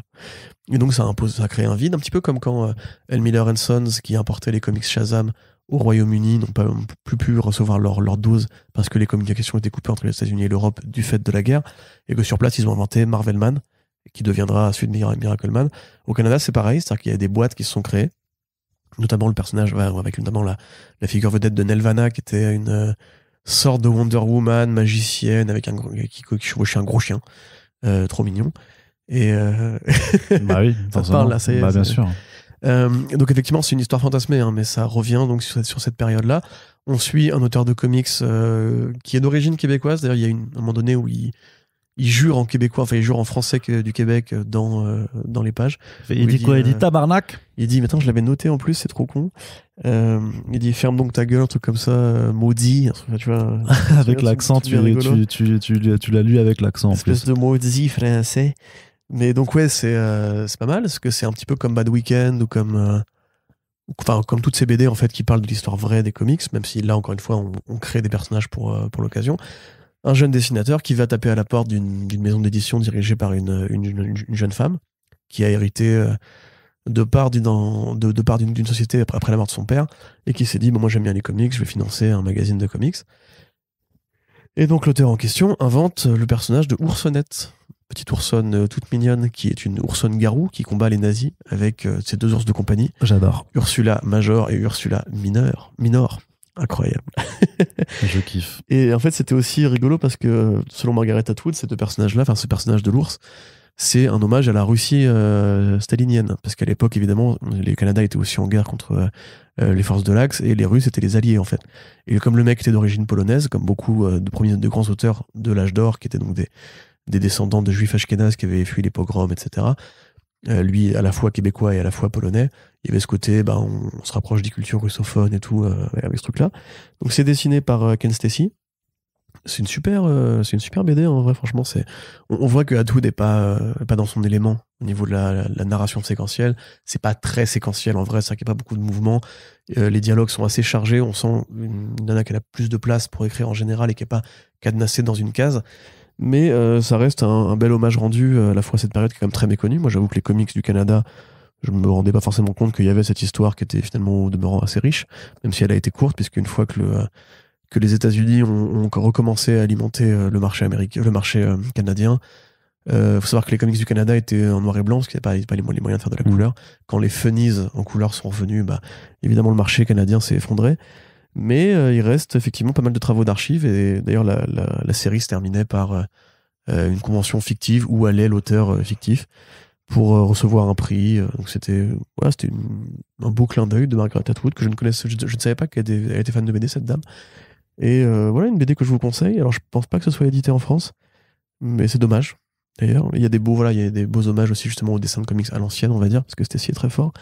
Et pendant que je vous parle, j'ai réussi à retrouver l'insulte. Où en fait, voilà, il se fout de sa gueule parce que grosso modo, comme il est d'origine québécoise, en fait, il y a des vannes sur les Français. Où il lui dit tu manges des grenouilles ou je sais pas quoi, enfin, stéréotype. Classique, ouais. Il lui répond Stit calice, ta gueule, espèce de maudit salaud. Et c'est vraiment comme ça dans la version VO, et je trouve ça génial. On veut plus d'insultants québécois dans les comics américains. Donc bref, adaptation en série animée. Super nouvelle, parce que déjà à tout, donc elle a le succès de Handmaid's Tale, que Ken Stacy est mobilisé au dessin de la série animée, parce que ça peut être l'occasion d'avoir un truc plus long, c'est que 3 numéros en BD, Warbears. Et puis ça peut être l'occasion de retravailler un peu le script pour mettre un peu plus de polish, plus de personnages, plus de scènes. Et une mise en abîme aussi, parce que c'est un petit peu comme pour Sokol, enfin pour Raptor, c'est le côté une vision de la réalité et une vision de la fiction. Donc moi, voilà, si on peut avoir, parce qu'elle est trop mignonne, Oursonnette en plus, si on peut avoir une petite Oursonnette qui tabasse du nazi en donnant de bons petits conseils aux enfants et d'acheter des warbands pour soutenir l'armée canadienne, ça me fera kiffer, donc je suis content. Très bien, ouais. C'est un long monologue, je suis désolé. Ouais, non, mais c'est vraiment, vraiment cool. Vraiment très, très cool comme projet, mais je pense qu'on en a tous appris un petit peu sur cette histoire, donc ça fait plutôt plaisir. Du côté de DC Comics, quelques nouvelles également. D'une part, le spin-off GCPD de The Batman, en fait, je t'avais dit qu'il y avait un 3e spin-off sur Arkham, en fait, non, c'était une erreur de compréhension de ma part, puisqu'en fait, c'est simplement que le spin-off sur le GCPD avec Terrence Winter, en fait, il avait changé de showrunner, le showrunner s'était barré, ils avaient remplacé par Joe Barton, qui est un réalisateur notamment qui a fait The Ritual, qui est un super film d'horreur que je vous conseille, qui est sur Netflix.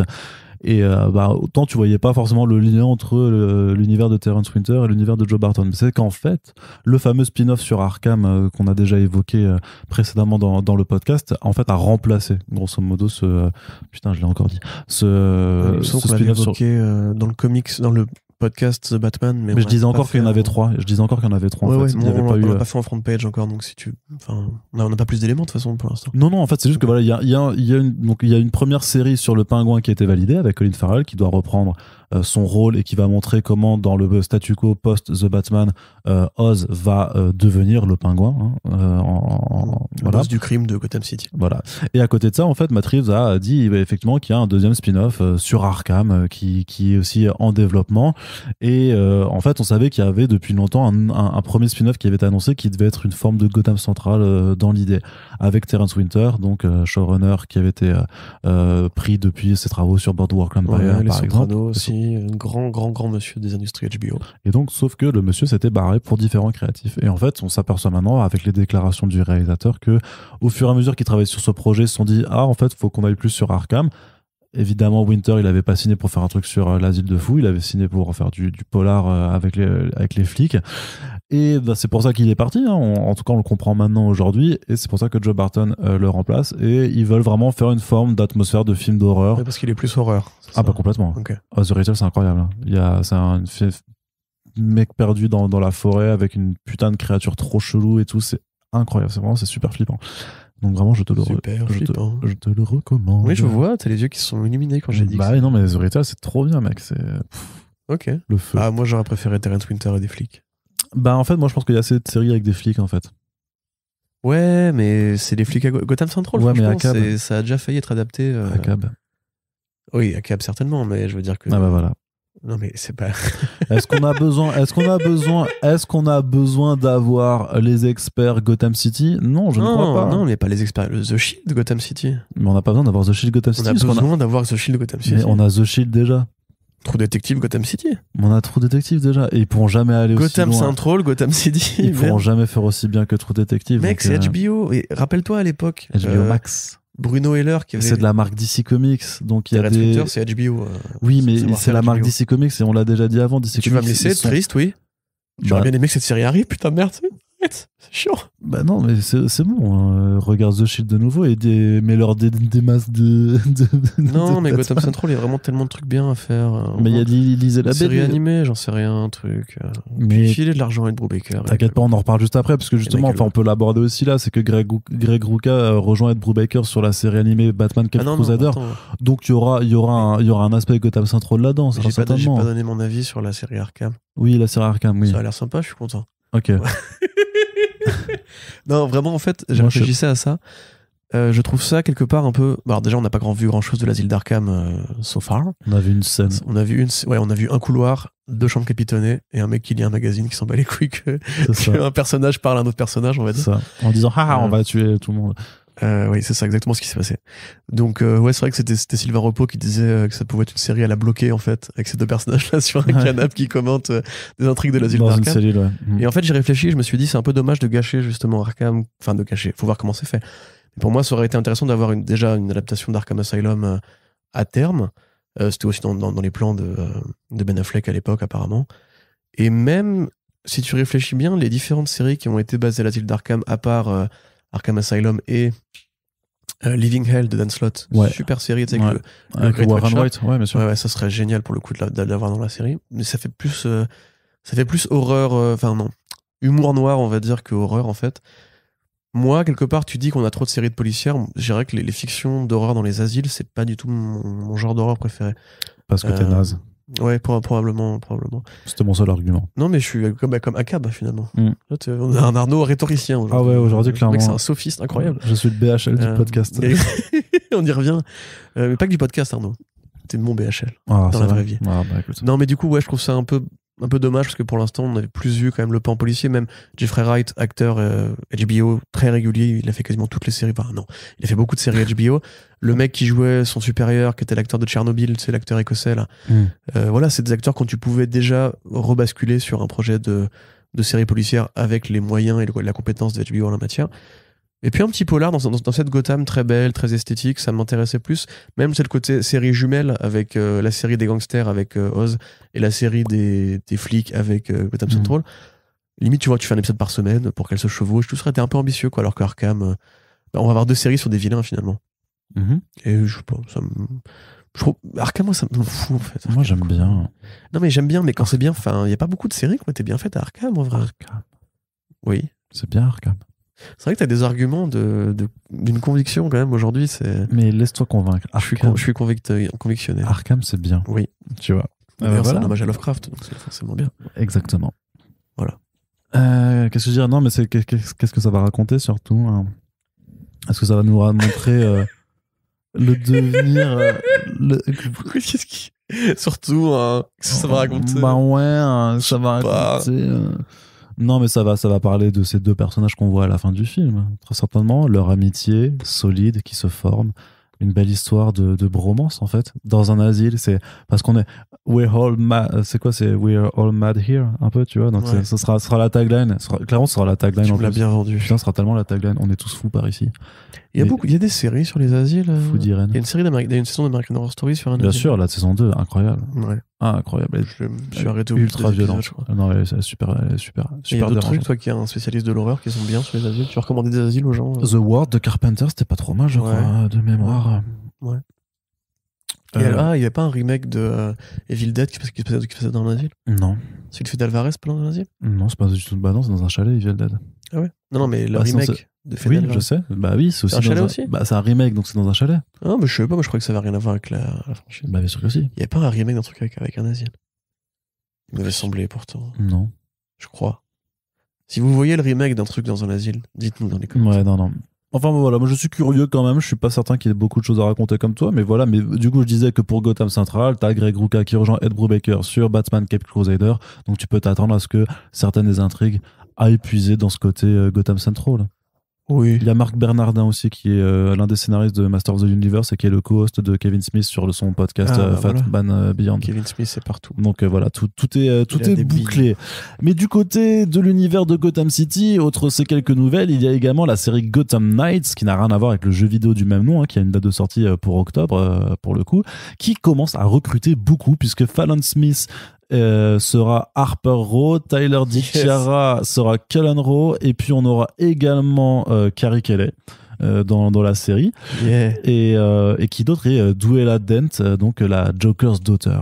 Donc c'est Rose Keegan qui fait Duella Dent, et pour Carrie Kelly c'est Navia Robinson. Il en manque un. Il en manque un. Le fils rebelle. Ah oui, le fils rebelle qui est donc... le fils adoptif rebelle. Turner Hines, ouais. Qui est donc interprété par Oscar Morgan. Trop bien. Franchement, ça donne très envie. Donc ils sont tous beaux, ils sont tous très jeunes. C'est du casting CW à l'évidence. Et oui, voilà. Alors, Corentin, ça va être on est sympa. content de cette série Gotham Knights. Je sais pas parce que des fois tu m'engueules quand je dis du mal de la CW. Donc... Mais non, mais là, en même temps, c'est juste des choix de casting, donc tu peux juste. Oh, c'est des choix de personnages aussi. C'est des choix de personnages, effectivement. Déjà au pardon. niveau choix de casting, alors moi quand j'étais ado, il y avait des gothiques dans ma classe. Tu vois, c'était des filles très sympas au demeurant d'ailleurs. Et je me souviens pas qu'elles aient souvent eu, on va dire, l'apparence de Fallon Smith, qui à mon avis est pas forcément le choix le plus évident pour Harper Row, à la fois pour des raisons, qu'on va dire, de choix de casting comme tu dis, mais aussi parce que ce personnage-là précisément, j'essaie de trouver un mot poli pour dire ce que je pense vraiment. Je m'en bats les couilles d'Harper Row. C'est probablement la pire création de Snyder avec Duke Thomas. Et c'est curieux de ne pas avoir Duke Thomas d'ailleurs. C'est vrai. Parce que le personnage qui va jouer le rôle du fils rebelle de Bruce Wayne, donc on se rappelle, la série suit le fils adoptif de Bruce Wayne qui va s'associer avec des enfants de super vilains. Sauf que la Joker's Daughter n'est pas vraiment la fille du Joker, mais c'est pas grave. Après la mort de son père, ils vont se faire une bande de jeunes. De Misfits. Voilà, yes, pour laver leur nom et leur honneur, et ils vont partir en cavale dans les rues de Gotham City. Et très certainement qu'ils vont tomber amoureux les uns des autres pendant ce laps de temps. Ça a l'air tout Rien que j'ai dit le synopsis, j'étais en train de faire une crise d'angoisse. Non, mais voilà, enfin, si tu veux, ce personnage-là, donc Turner Hayes, qu'est-ce que c'est qui? Je sais pas, c'est qui? D'où il vient? Putain, il y a pas Turner Hayes, il y a Dick Grayson, il y a Jason Todd, il y a Damian Wayne, il y a ce que tu veux, il y a pas Turner Mais non, Hayes. ils ont pas eu le droit de les utiliser parce que ça doit être pour des projets d'autres. Mais dans Titans, ils ont les Robins. Bah justement, c'est pour ça, ils sont dans Titans, donc ils ont fait non, c'est bon, il y a déjà une série Tout ça, rinsax. c'est canonique, c'est dans le c'est même ça. univers. Bah non, c'est le multivers, justement. Donc ouais, donc c'est a priori peut-être le petit frère caché, je ne sais pas, de William et Greta Haynes, qui sont des personnages de la Young Justice. Qu'est-ce que tu veux dire? Bon, point par point, Harper Row et Cullen Row. Voilà ce qu'on en pense. Donc on se rappelle création de Scott Snyder dans son run de Batman sur New 52. Voilà, une petite gothique avec son frère. Gothic punk un peu voilà, très rebelle, cheveux très bleus et roses parfois, enfin avec des colorations selon les crâne rasé, piercing partout, tatouage, tout ça. Donc vraiment très caricatural en fait. Ouais, de l'ado rebelle punk machin. Et c'est vrai que quand tu regardes l'actrice, il y a pas trop de mouvance punk dans ce qu'elle laisse à donner de son image publique. Donc après, les costumes, les maquillages, les coiffures, ça se travaille effectivement. Mais effectivement, enfin, par rapport, tu sais, à l'actrice, à Tegan Croft qui joue Raven dans Titans. Ouais. Bah, que tu as un bien meilleur choix, que tu vois beaucoup même plus facilement. Ruby Rose en Kate Kane, c'était ressemblant. Il y avait une énergie commune, tu vois. C'est ça. Là, j'admets que bon après, on peut modifier Harper Row. Moi, je vais pas brûler mes comics de Scott Snyder en protestation, tu vois. Après, je serais curieux de voir cette actrice s'il lui rase vraiment le crâne et lui peigne les cheveux en bleu et qu'il lui mette des piercings. J'aimerais bien voir, à la limite, en termes de transformation, ça peut être marrant à voir, tu vois. Bah, ça dépend parce que le design. Mais là, après, c'est juste après, c'est des questions de physique. On s'en. Voilà, quoi. Non, bien sûr, c'est juste si tu veux moi, c'est l'univers, tout le monde est trop beau. Bah, ça, c'est la CW par contre. Ouais, c'est fatigant. Ça, à la fin, t'as envie. En plus, le petit directeur, tu l'as pas dit, mais c'est quand même beaucoup de Disney Channel. C'est High School Musical, la série télé. Non, mais c'est Les jours de notre vie. C'est du soap opéra. C'est de la série pour ados et tout. Non, par contre, ce qui est vrai, c'est que Harper Row avait le mérite en tant que personnage féminin dans l'univers de Batman, où quand même, bah voilà, les Stephanie Brown, les Cassandra Cain et tout ça ont toujours été très des personnes avec qui répondent à certains canons de beauté. Harper Row, elle avait ce mérite d'être différente là-dedans, dans sa représentation physique. Elle est, c'est pas censé être une Barbara Gordon aussi, tu vois. Elle est, je vais pas dire normale, tu vois, mais tu vois ce que je veux dire. Elle répond pas, elle est pas définie par des canons de beauté. Donc effectivement, elle a trouvé une actrice qui clairement a sa place sur des défilés de mode ou je sais pas quoi. Ça, tu dis, il y avait quand même la possibilité de caster une actrice, une normie. Surtout pour les séries pour ados, où c'est important de montrer justement ce que le public cible lui-même est dans une période de transition au niveau de l'image de soi. Et puis même, c'est une époque où on se cherche beaucoup un style. En fait, je pensais juste qu'il faudrait que la CW arrête de caster des mannequins pour tous ces rôles. Voilà, en fait. mais en général, en fait, c'est un truc qu'ils font. Alors, ils sont très beaux, les acteurs de Titans, mais comme tu l'as dit, il y a déjà des profils un peu plus variés. Dans Doom Patrol, c'est pareil, et même le pédigré des acteurs est très différent. Brendan Fraser, c'est pas n'importe qui. On peut dire, il fait un comeback et tout. Ok, d'accord, c'est un acteur de cinéma qui a fait gagner des centaines de millions de dollars à un studio. La nana qui joue. Merde. La nana de Orange is the New Black, comment s'appelle-t-elle déjà? Qui joue Jane, merde, je sais plus. Bref, donc c'est pareil, une nana qui a fait Orange is the New Black, une série super bien. Là, quand même, ça fait vraiment très CW, vraiment très caricatural. Et au niveau des choix des acteurs, alors au-delà du fait que c'est vraiment impensif, le côté la bande d'ados qui vit en parallèle du monde des adultes et dans une, comme tu dis, une bande de potes où il y aura de la romance, des trahisons, des coups, des portes claquées, des crises de larmes. Moi, au demeurant, tu vois, tu regardes Euphoria, c'est cliché. C'est même anormalement noir au niveau de l'exagération de ce que peut être une série pour ados avec la mafia, avec les coups de couteau et tout. Tu dis, bon, ça n'existe pas en vrai, mais les Américains, ils ont cette vision bizarre de l'adolescence où tout peut se passer et tout. Mais au niveau des choix des personnages, Carrie Kelly,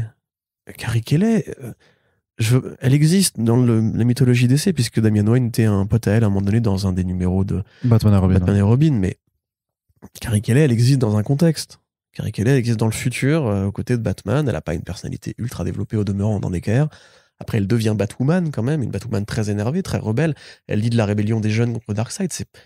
Je trouve ça un peu bizarre, tu vois, de mettre ce truc-là comme ça. C'est comme si on me disait, c'est du fanservice, hein. On fait une série, je ne sais pas moi, Spider-Man, et on va prendre, comment s'appelle-t-il, Mephisto, et on va en faire un ado rebelle qui peut transformer la réalité, qui va faire que ses parents ne divorcent pas, tu vois. Enfin, c'est trop chelou quand même comme choix de personnages. Il y a d'autres jeunes à Gotham City que tu peux transformer. Il y avait Duke Thomas, il y avait les personnages de We Are Robin que tu peux prendre, qui sont des personnages intéressants et qui de base matchent avec cette idée de bande de jeunes, en fait. De bande de jeunes justiciers, sans costume et tout.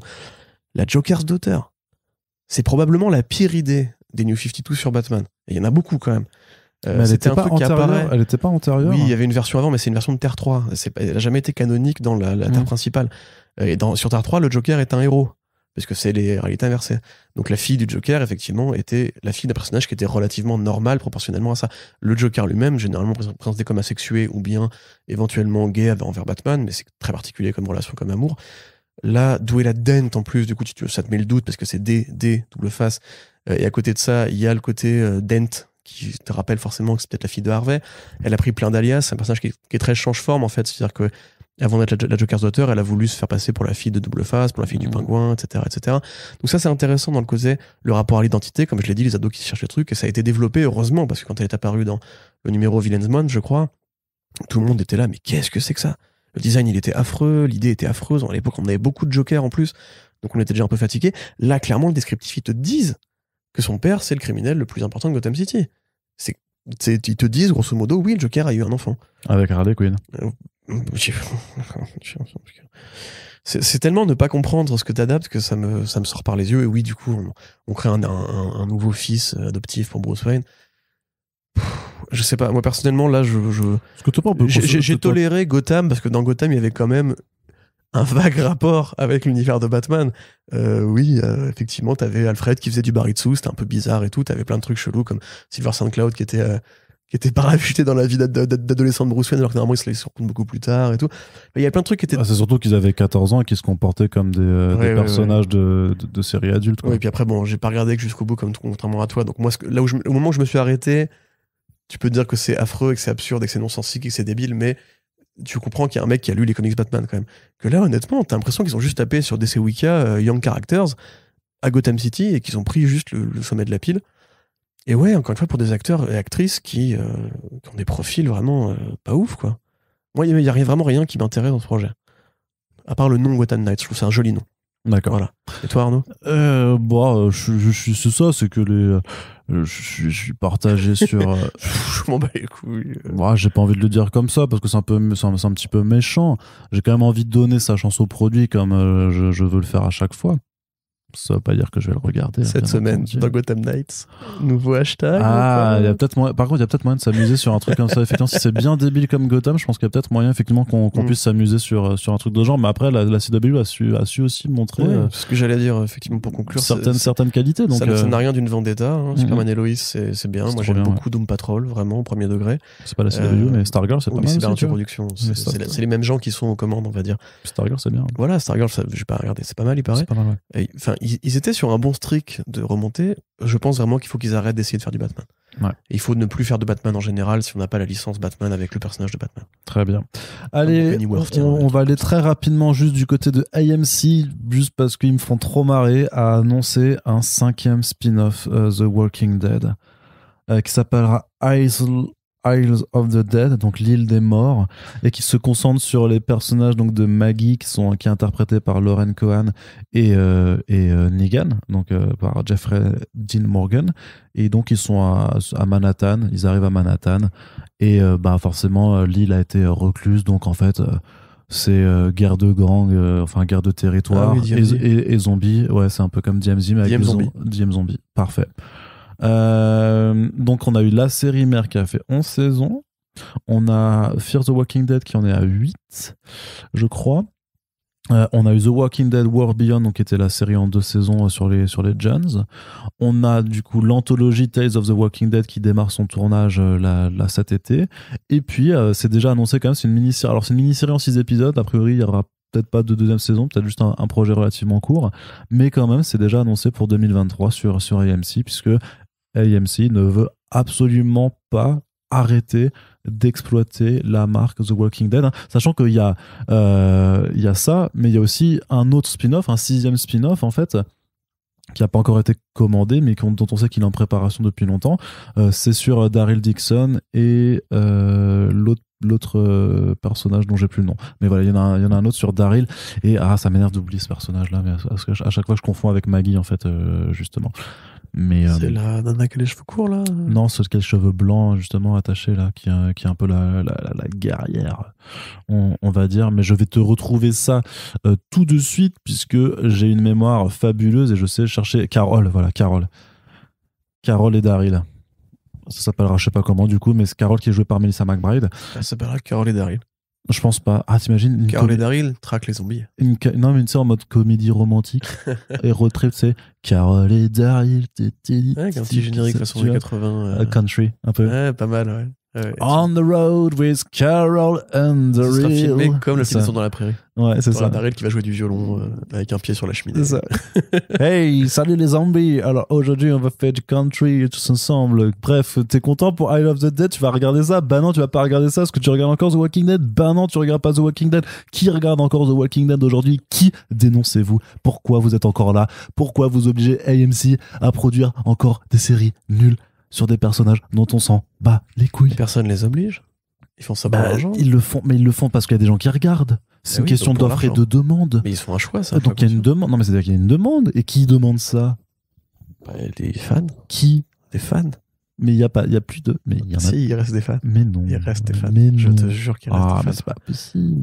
Toi qui me disais, non, il y a des fans de machin, je sais pas quoi. Oui, c'est vrai qu'il y a des fans de tout, effectivement. Il y a des fans de tout. Et même des fans de nos podcasts. Non, ça c'est pas vrai. Non, c'est pas vrai. Mais je sais pas quoi dire. Mais écoute, AMC, c'est vraiment une chaîne, elle est en bout de course un peu, quoi. Et pourtant, ils ont fait des trucs bien. Ouais, Mad Men, Breaking Bad, Preacher. Breaking Bad, ils l'ont bien étiré aussi, quand même. Il y a eu le film, il y a eu le spin-off. Non, mais il y a eu El Camino, il y a eu. Bah oui, mais c'est tout. Better Call Saul. Oui, mais c'est bien Better Call Saul. Hein? Oui, c'est AMC, c'est pas Netflix. C'est extraordinaire. Bah, techniquement, la marque appartient à AMC. Ouais. C'est extraordinaire, c'est la meilleure série de tous les temps, c'est bien meilleur que Breaking Bad d'ailleurs. Mais je trouve ça un peu poussif. Mais non, c'est vraiment, moi je préfère largement. Le rythme était lent.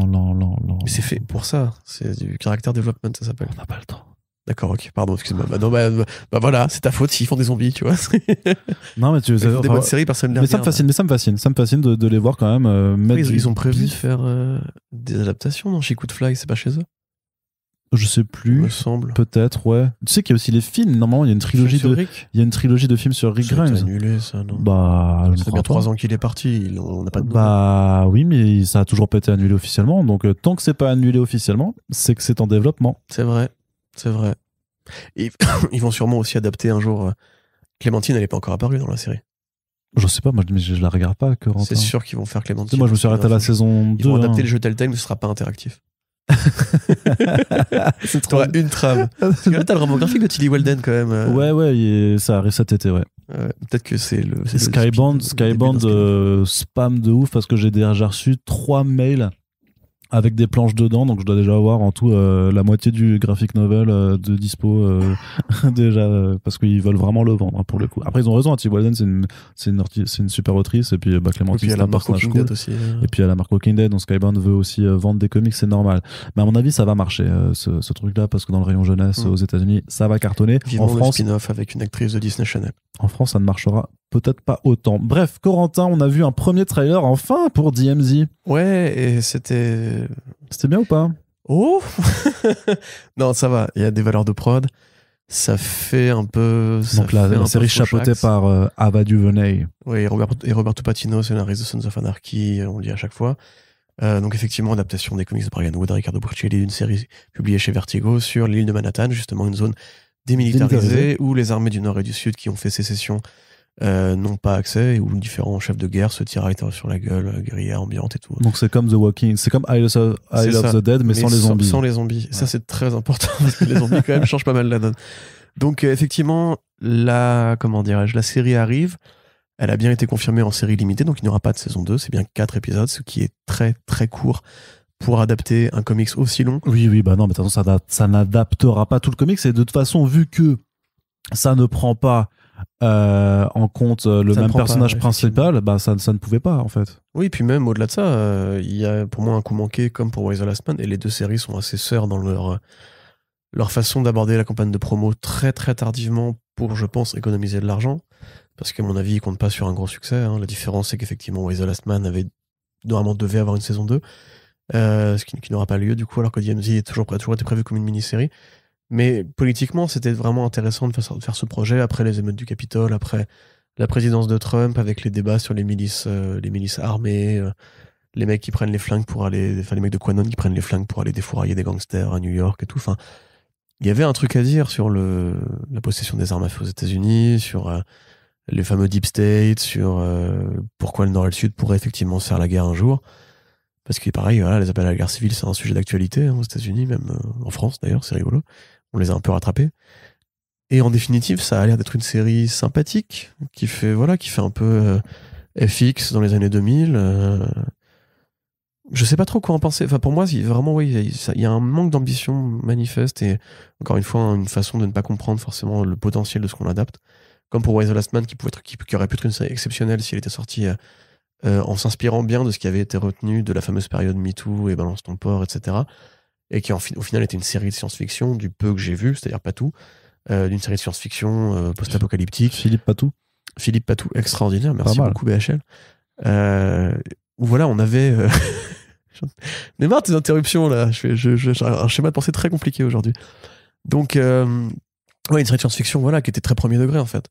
Et les rares réflexions qu'elle posait vraiment sur le sujet, c'était quelques réflexions sur la culture transgenre, puisqu'ils abordaient la question des hommes transgenres notamment. Et c'est tout. Enfin, on aurait pu tellement faire plus mieux, plus grand, plus joli et tout. Là, la série, elle est un peu plus quand même où ils travaillaient au niveau esthétique que Why the Last Man. Mais 4 épisodes pour faire tout DMZ, ça me paraît tellement raté. Enfin, encore une fois, c'est ce que tu as dit tout à l'heure, lisez la BD et c'est tout. Enfin, la BD suffit à elle-même, elle n'a pas besoin en fait d'une adaptation petit bras. Même si, on est content, il y a Rosario Dawson, ça a l'air éclairé, il y a des couleurs un peu flashy qui font très jeux vidéo, je trouve, en fait. La série fait un peu Far Cry, en fait. Donc, ça arrive, en tout cas, ça n'a pas été annulé, ça va bien sortir.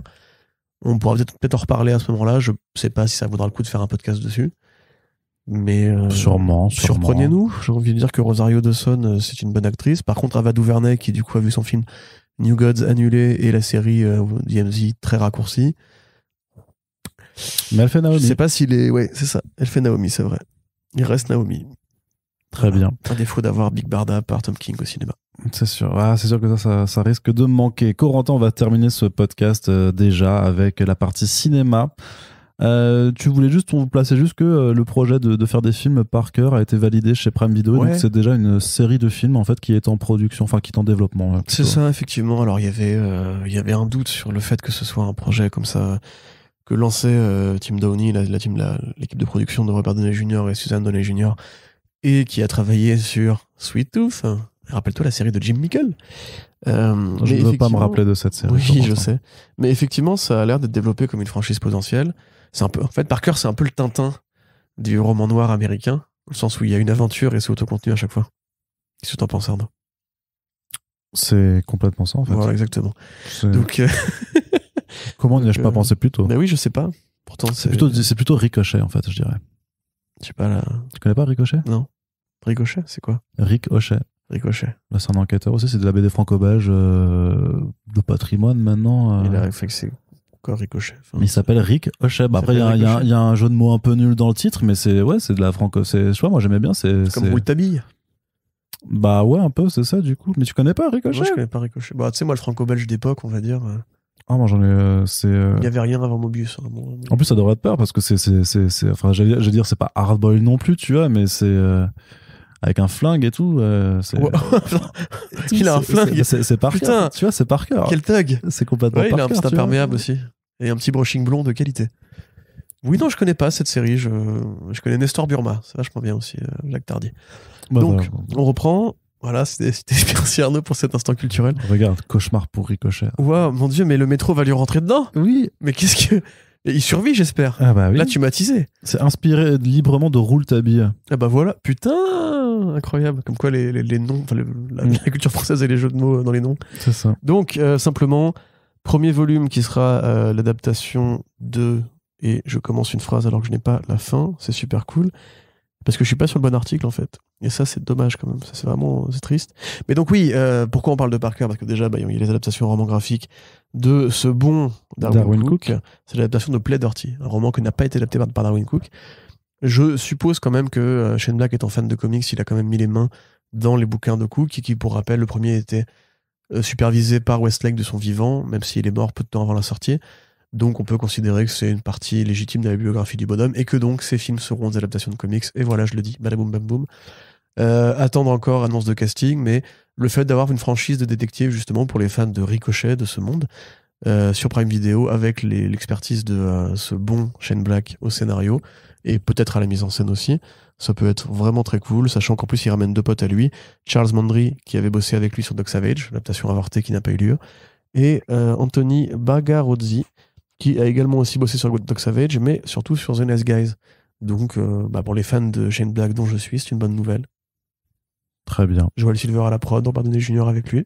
L'équipe qui nous a fait. Non, mais de pourquoi très pas, bons ouais, non, polars. pourquoi pas. Il y a des bons alignements là-dessus. Moi, je reste méfiant par rapport à à Downey Production, là, mais pourquoi pas? Pourquoi pas? Je pense que rien ne vaudra les BD Parker de toute façon, mais. Ouais, ça aura pas grand chose à voir, je pense. Non, effectivement. À mon avis, ce sera plus comique. Shane Black pour pas s'empêcher d'en faire un Ce truc. sera marrant. plus comique que comics, du coup. Pas mal. Et- Pas mal. On est sur du. Notez-la chez vous. Oui. Et faites-la en soirée pour amuser vos proches. Je suis pas sûr que ça va. Je trouve ça plutôt fou, mais là, c'est que les gens vont se faire virer de chez eux. Mais pourquoi pas, hein, pourquoi pas. Après tout, je serais ravi d'avoir participé à ça. Corentin, on a deux vilains dans le film Kraven, qui est un film sur un super vilain de Spider-Man, mais qui sera pas forcément le vilain de son film, puisqu'il en sera le héros. Puisqu'au final, qu'est-ce que la vilainie? Qu'est-ce que l'héroïsme, Corentin? Qu'est-ce que le bien? Qu'est-ce que le mal? Je pense pas qu'il n'y ait forcément du bien ou du mal, en fait, quand t'es Kraven et que C'est ma faute, je t'ai appelé BHL, j'aurais pas dû. et que tu chasses.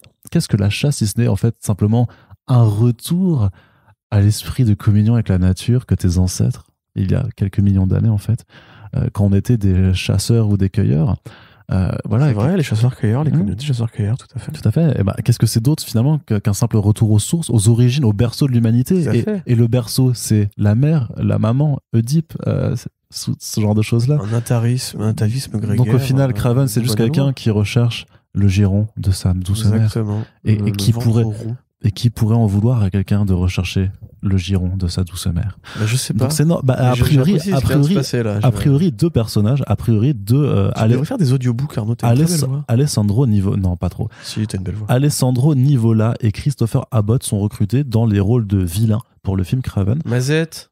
Sachant que Alessandro, on n'a pas le nom de son personnage, mais que Christopher Abbott, par contre, ce sera le Foreigner, ou l'étranger en VF, qui est donc un mercenaire assassin qui a été marié à Silver Sable. Il fut un temps et qui est propriétaire du Palace, qui est un casino flottant. Voilà, et qui agit souvent en association. Non, pardon, il n'est pas propriétaire du tout. Il est souvent en association avec Chance. Oui, tu disais n'importe quoi. Avec Chance, qui est le propriétaire de ce fameux casino et qui avait une certaine importance dans la seconde moitié du run de Nick Spencer, de Spider-Man. Après, je doute que ça ait un quelconque lien. Ils ont juste envie de prendre des personnages disponibles au catalogue. A priori, voilà, tu vois très bien, c'est un mercenaire assassin. Donc, pour une raison ou pour un autre, il va vouloir assassiner Craven. Et du coup, il y aura un duel entre deux bonhommes bien virils, bien musclores, aux muscles bien saillants, et avec une grosse beubare et des cheveux longs pour Aaron Taylor Johnson, qui pose dans des magazines masculins là, avec des photos en noir et blanc, où ça affole tout le monde, hein, tout le monde en fait. Moi, j'étais affolé, clairement. Et donc voilà. Le public qui nous a appris qu'il y a un film où on voit la tub de Aaron Taylor Johnson. Oui. Je suis comme une âme en peine depuis parce que je ne connais pas l'identité de ce film. Et si vous l'avez dans les commentaires, je connais quelqu'un qui pourra te renseigner. Aaron Taylor Johnson, dites-nous. Nous avons besoin de ça dans nos vies. Ça t'intéresse? Je commence l'actualité. T'es sûr? Deux vilains. Deux vilains pour pas le prix d'un. Deux. En plus, c'est pile le bon moment pour faire un film où les Russes sont les gentils face à des vilains américains. Pour résumer. Non mais Foreigner, c'est bizarre quand même parce que au-delà du fait que c'est pas le meilleur personnage de la Terre, il y a ce côté. C'est un euphémisme. Il y a ce côté quand même. Il y a ce côté joueur, tu vois. Craven, il a ce côté défi. Ça pourrait être leur atome crochu. Mais au départ, Foreigner, c'est un mec qui rentre dans les Spider-Man parce que juste, il fait un pari avec sa zoulette, donc Chance, qu'elle a pas réussi c'est un mec, Chance. Pardon, ouais. Putain, je raconte comme connerie. Il fait un pari, je confondais avec. C'est Silver Sable. Non, c'est Black Cat et Silver Sable. Ouais. Il a pas été avec Black Cat à un moment donné? Après Black Cat, elle a eu des relations avec plein de personnages, donc je t'avoue. Mais donc il y a ce côté, il fait un pari en mode genre, toi t'as pas réussi, moi je te parie que je vais te battre, et effectivement ce côté casino, lanceur de dés en smoking et tout, enfin, c'est rincé un peu, non? Je sais pas. Je trouve ça un peu rincé, personnellement. C'est le vilain du coup principal ou? Foreigner, ouais, sera le vilain principal apparemment, ouais. Mais quel rapport avec... J'ai loupé un truc? Il y a une rivalité historique entre les deux ou... Je crois pas. Ça aurait été plus simple de faire Caméléon, non? Caméléon est aussi dans le film, hein, remarque. Mais a priori, c'est pas le vilain. Ce sera peut-être un autre vilain, puisque... Mais tu sais, en fait, ouais. On essaie de chercher une logique dans le choix des personnages et de l'histoire de ce film. Ouais. Mais normalement... Je pense qu'ils ont secoué une boîte où il y avait plein de noms, et ils ont mis le premier. Non, mais normalement, si Craven est le héros de son film, c'est Spider-Man le vilain, mais... voilà, c'est tout en fait. Mais ils ont toujours pas Spider-Man, donc ils peuvent pas. Oui, non, mais il y a quand même d'autres personnages que tu peux mettre face à Craven, je sais pas. Genre un film sur la chasse, par exemple. Un film où Craven chasse. Sur Jérôme la chasse? Exactement. Pas mal. Pas ouf.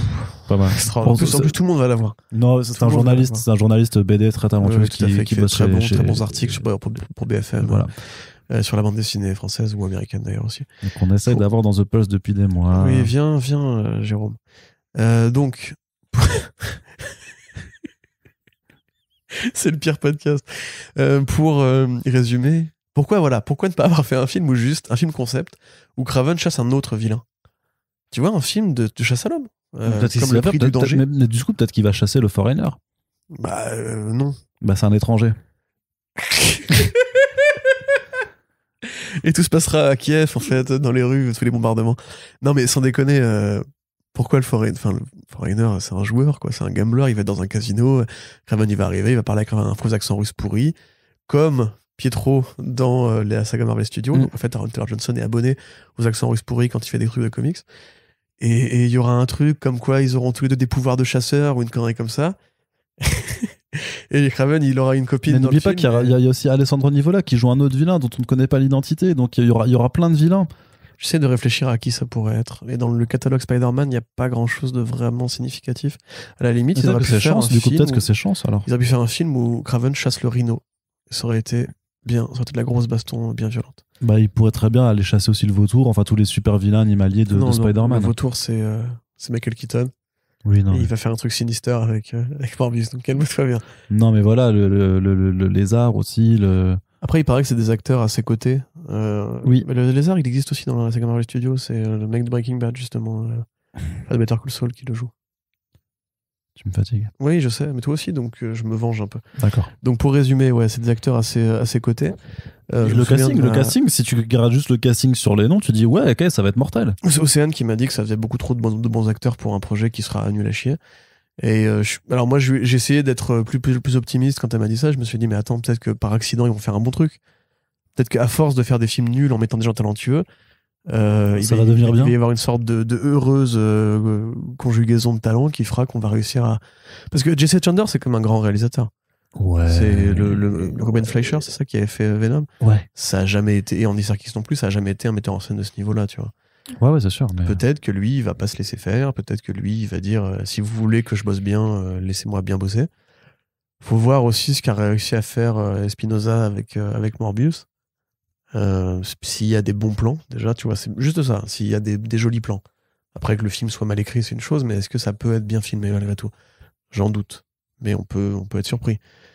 Donc voilà, effectivement, le casting est quand même assez étoilé. On peut aussi se dire que toutes ces vedettes talentueuses font des films nuls pour l'argent et pour pouvoir ensuite être tranquille quelques années à faire des films plus risqués.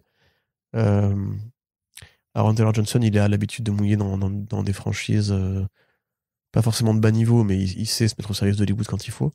Donc j'avoue, je suis vraiment perplexe. J'aimerais vraiment que ce soit bien en fait. Mais là, les choix de personnages me paraissent très, très aléatoires, quoi. Limite, j'aurais préféré Black Cat, tu vois, par exemple. Un personnage plus en vue, un truc, ou alors vraiment un film concept. Comme j'espérais un film Agent Venom concept, tu vois, par exemple. Mais Sony, ils font pas les films concept. Ils font des films des années 2000, de super-héros en urban fantasy, avec Tom Hardy qui parle tout seul et qui s'insulte de Poussy. C'est vrai.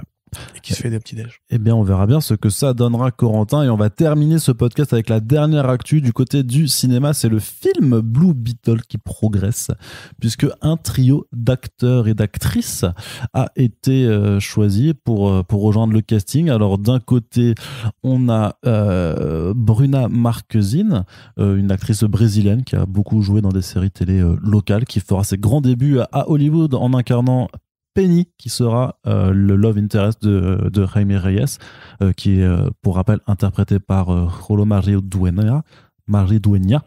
Ensuite, on a aussi Belissa Escobedo, qui, elle, jouera la petite sœur de Jaime Reyes. Et on aura également Harvey Guillen, fantastique Guillermo dans la série What We Do in the Shadows, qui, lui, par contre, n'a pas de rôle défini, mais je le verrais bien dans le sidekick sympa de Raimi, parce que c'est comme ça que je le vois, parce qu'il a quand même un rôle comique en général. Donc on sait que tu as regardé la série. Je sais, bah oui, mais bien sûr, mais il est trop fort dans What We Do in the Shadows. Tu vas chasser Morbius? Ah non, non, toujours pas. Mais qu'est-ce que tu racontes? Non, c'est cool, c'est de belles annonces. Il est temps que ce projet commence un peu à décoller. Ça fait des années qu'on en parle maintenant du film Blue Beetle. C'était deux réals qui avaient déjà fait un film un peu polar urbain, il me semble, qui avait été embauché. Donc, d'une façon générale, en fait, le héros, qui est un peu une sorte de Spider-Man de l'univers DC, a pas eu beaucoup l'occasion de briller en comics. Il a eu quelques projets, mais rien de transcendant.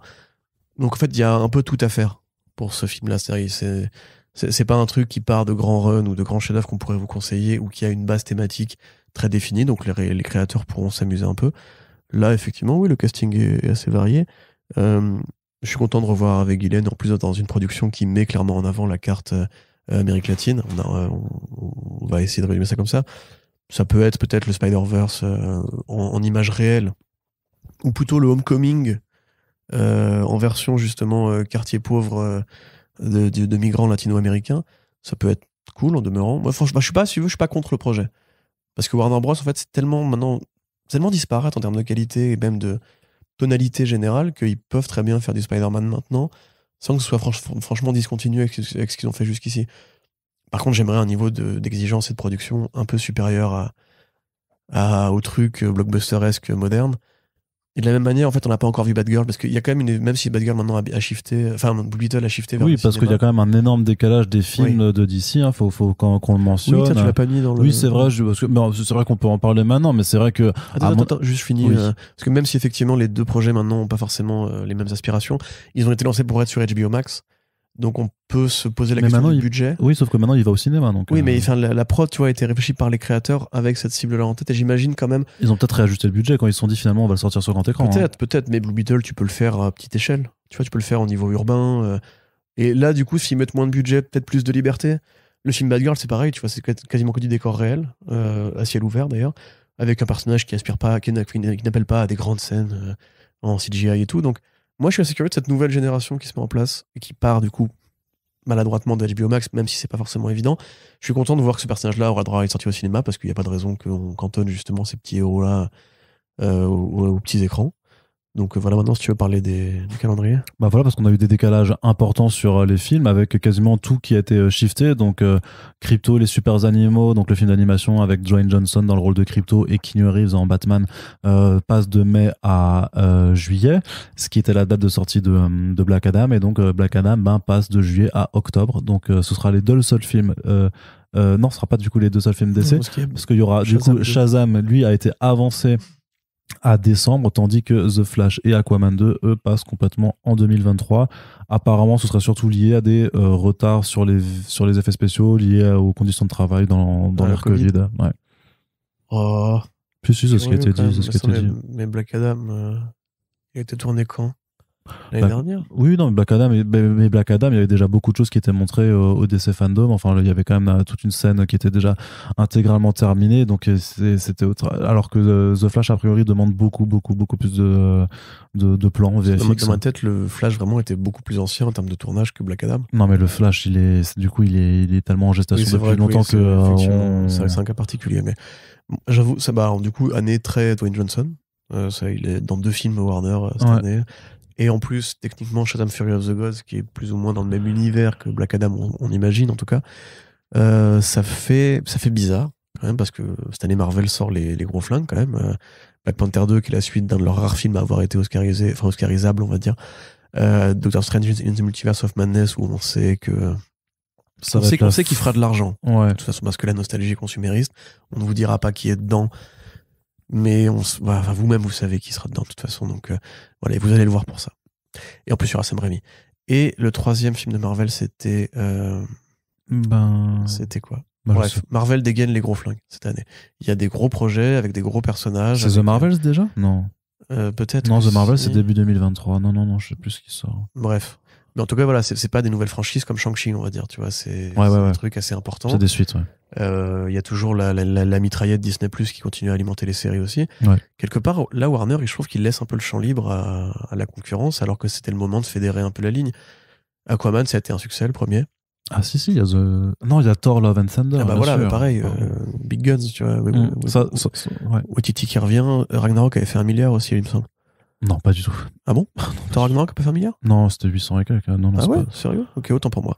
Il m'a semblé qu'il était plus successful. Bah, c'est déjà un beau succès, hein. Attends. Oui, à l'échelle de Marvel. Par rapport à Thor 2, Corentin, Ragnarok, c'était un très très beau succès. Hein. Ouais. Bah oui. Ouais, certainement. Mais bref, donc simplement pour dire que c'est un peu dommage, je trouve. Là, on sent pas forcément l'effet concurrent. On sent pas forcément d'ailleurs l'effet variété, parce que Marvel est tellement présent sur la sphère des super-héros et tire tellement souvent qu'à force, t'as l'impression que l'univers pop culturel appartient déjà à Disney de base. Mais que là, c'était peut-être l'année avec The Batman qui donnait un petit coup de projecteur à une vision différente. Que Warner Bros allait pouvoir essayer d'un petit peu enfin d'avancer sur sa ligne, parce que tous les projets dont on parle là, ils sont annoncés depuis très très longtemps. Black Adam, c'était en 2013 quand même. The Flash, pareil. The Flash, il serait temps quand même. En plus, s'il sort pas. Et ouais, je l'avais dit, je m'étais trompé. Je sais pas si on n'avait pas fait de Paris Kebab, mais je pensais qu'il allait vraiment sortir cette année. On n'a pas parlé là-dessus, je crois. Et en fait, ouais. En fait, s'il y a encore décalage, quoi. Mais qu'est-ce que je voulais dire ? C'est ouf. Le Batgirl. T'es obligé de le sortir après The Flash, techniquement. Mais Batgirl, a priori, va être décalé aussi. Hein. Là, il n'y a rien qui est annoncé officiellement, mais c'est sûr que Batgirl va être décalé aussi. Mais on va regarder quoi, là ? Gotham Knight ? Arnaud. Bah oui, on va regarder Gotham Knights. Non, Mais on va tu sais, pas on va regarder lire des Gotham Knights. comics, on va en profiter pour lire des comics, Corentin. On aime bien les films des fois. Oui, mais on aime bien les comics. Moi, j'avais envie de voir The Flash cette année. Bah oui, mais moi j'étais chaud. Les 4 films d'essai cette année, j'étais super chaud sur le programme. Et puis voilà, ça, faut attendre. C'est notre lot Ouais. à tous. Il faut. Mm. Et qu'est-ce que la patience, si ce n'est que c'est un retour à une certaine forme de sagesse? Parce que ce qui est curieux quand même, excuse-moi, ça avait l'air passionnant. Ce qui est curieux quand même, c'est que du coup, les films de Marvel Studios ou de Disney en général, qui sont aussi très gourmands en effets spéciaux, eux n'ont pas. Peut-être qu'il y a une sorte de prime aussi. Enfin, je sais pas, est-ce qu'ils se font concurrence sur quelle boîte va bosser en premier avec tel truc? Est-ce qu'ils sortent le carnet de chèques? Parce que quand même, là, tout ce qui sort cette année, eux, c'est ILM encore qui fait les FX de Marvel. Enfin, c'est à demeure, quoi. Bah oui. Bah Warner. Ouais, je sais pas, je trouve ça très bizarre en tout cas, mais et surtout très dommage. Parce que moi je pense que. Peut-être qu'ils veulent faire plein de reshoots pour avoir encore plus de caméos dans The Flash, hein, pour Mais faire voilà, c'est comme ce que Doctor j'allais dire. Strange. C'était le moment où Warner aurait pu profiter justement de cette espèce de vent nostalgique affreux avec The Flash, et finalement, bah, peut-être que l'année prochaine tout le monde trouvera ça rincé. Mm. Et puis surtout qu'il avait déjà entamé sa campagne de promo, quoi. On avait déjà eu un premier teaser et tout. Bah, c'était juste un petit teaser de pas grand chose, donc en fait ça va. Je pense qu'ils peuvent se permettre pour l'instant. C'est pas comme Ouais. comme un New Mutants ou un Morbius, tu vois, qui doit vraiment redémarrer, ou The Kingsman, tu vois, qui avait vraiment déjà bien entamé les 6 choses. trailers, je crois. Ouais, c'était débile. Ouais, enfin bref, du coup, voilà, Marvel Studios, bah, amusez-vous bien, ils vous ont laissé les locaux. Ouais, bah, on verra bien, parce que Black Adam, à mon avis, ça peut être un bon succès, parce que Dwayne Johnson, c'est quand même Ouais. un seller. Et Shazam 2, s'ils arrivent à faire assez bien 4 leur... étoiles sur 5 critiques Comics Blog, hein, Mais moi, j'ai beaucoup aimé Shazam. comédie Bah oui. C'était honnête une- et entière. Tout à fait. Mais oui, ça, je le maintiens. J'ai vraiment passé un bon moment devant Ouais. ce film. Bah écoute, on fera un podcast et tu seras encore là pour te défendre, ton pote. Machin, David Sandberg. David F. Sandberg, ouais. Ouais. Très Mec bon. qui a fait des très bons films d'horreur aussi, Oui, tout à fait. comme Lights Out. Ouais. C'était bien Lights Out. Mais il a fait aussi des courts-métrages pendant le confinement qui étaient mortels, toujours sur ces histoires de lumière, que je vous invite à regarder sur YouTube. Carrément, et ben Et- voilà Arnaud, c'est fini. On va finir le podcast sur ces petits mots. Et donc, on espère que l'émission vous a plu. N'hésitez pas à nous faire vos retours sur les sujets abordés dans l'espace commentaire du site et sur les réseaux sociaux. Puis on vous rappelle que le plus important pour notre podcast, c'est de le soutenir, quelle que soit la façon dont vous le fassiez. Donc, il y a nos réseaux sociaux sur lesquels vous pouvez partager les podcasts, tout simplement. Il y a aussi une page Tipeee qui est ouverte, sur laquelle vous pouvez apporter une petite contribution afin de rendre pérenne le podcast. Sur ce, merci de nous avoir écoutés et on vous dit à très bientôt pour la suite des émissions qui sont nombreuses et variées. Il y a plein de choses qui arrivent. En plus, il y a Angoulême, on va faire plein de Super Friends là-bas encore. Il y aura des trucs. Oui. Ouais, c'est incroyable. Allez, merci à toutes Et on se croise là-bas. et tous et à bientôt. Ciao. Ciao.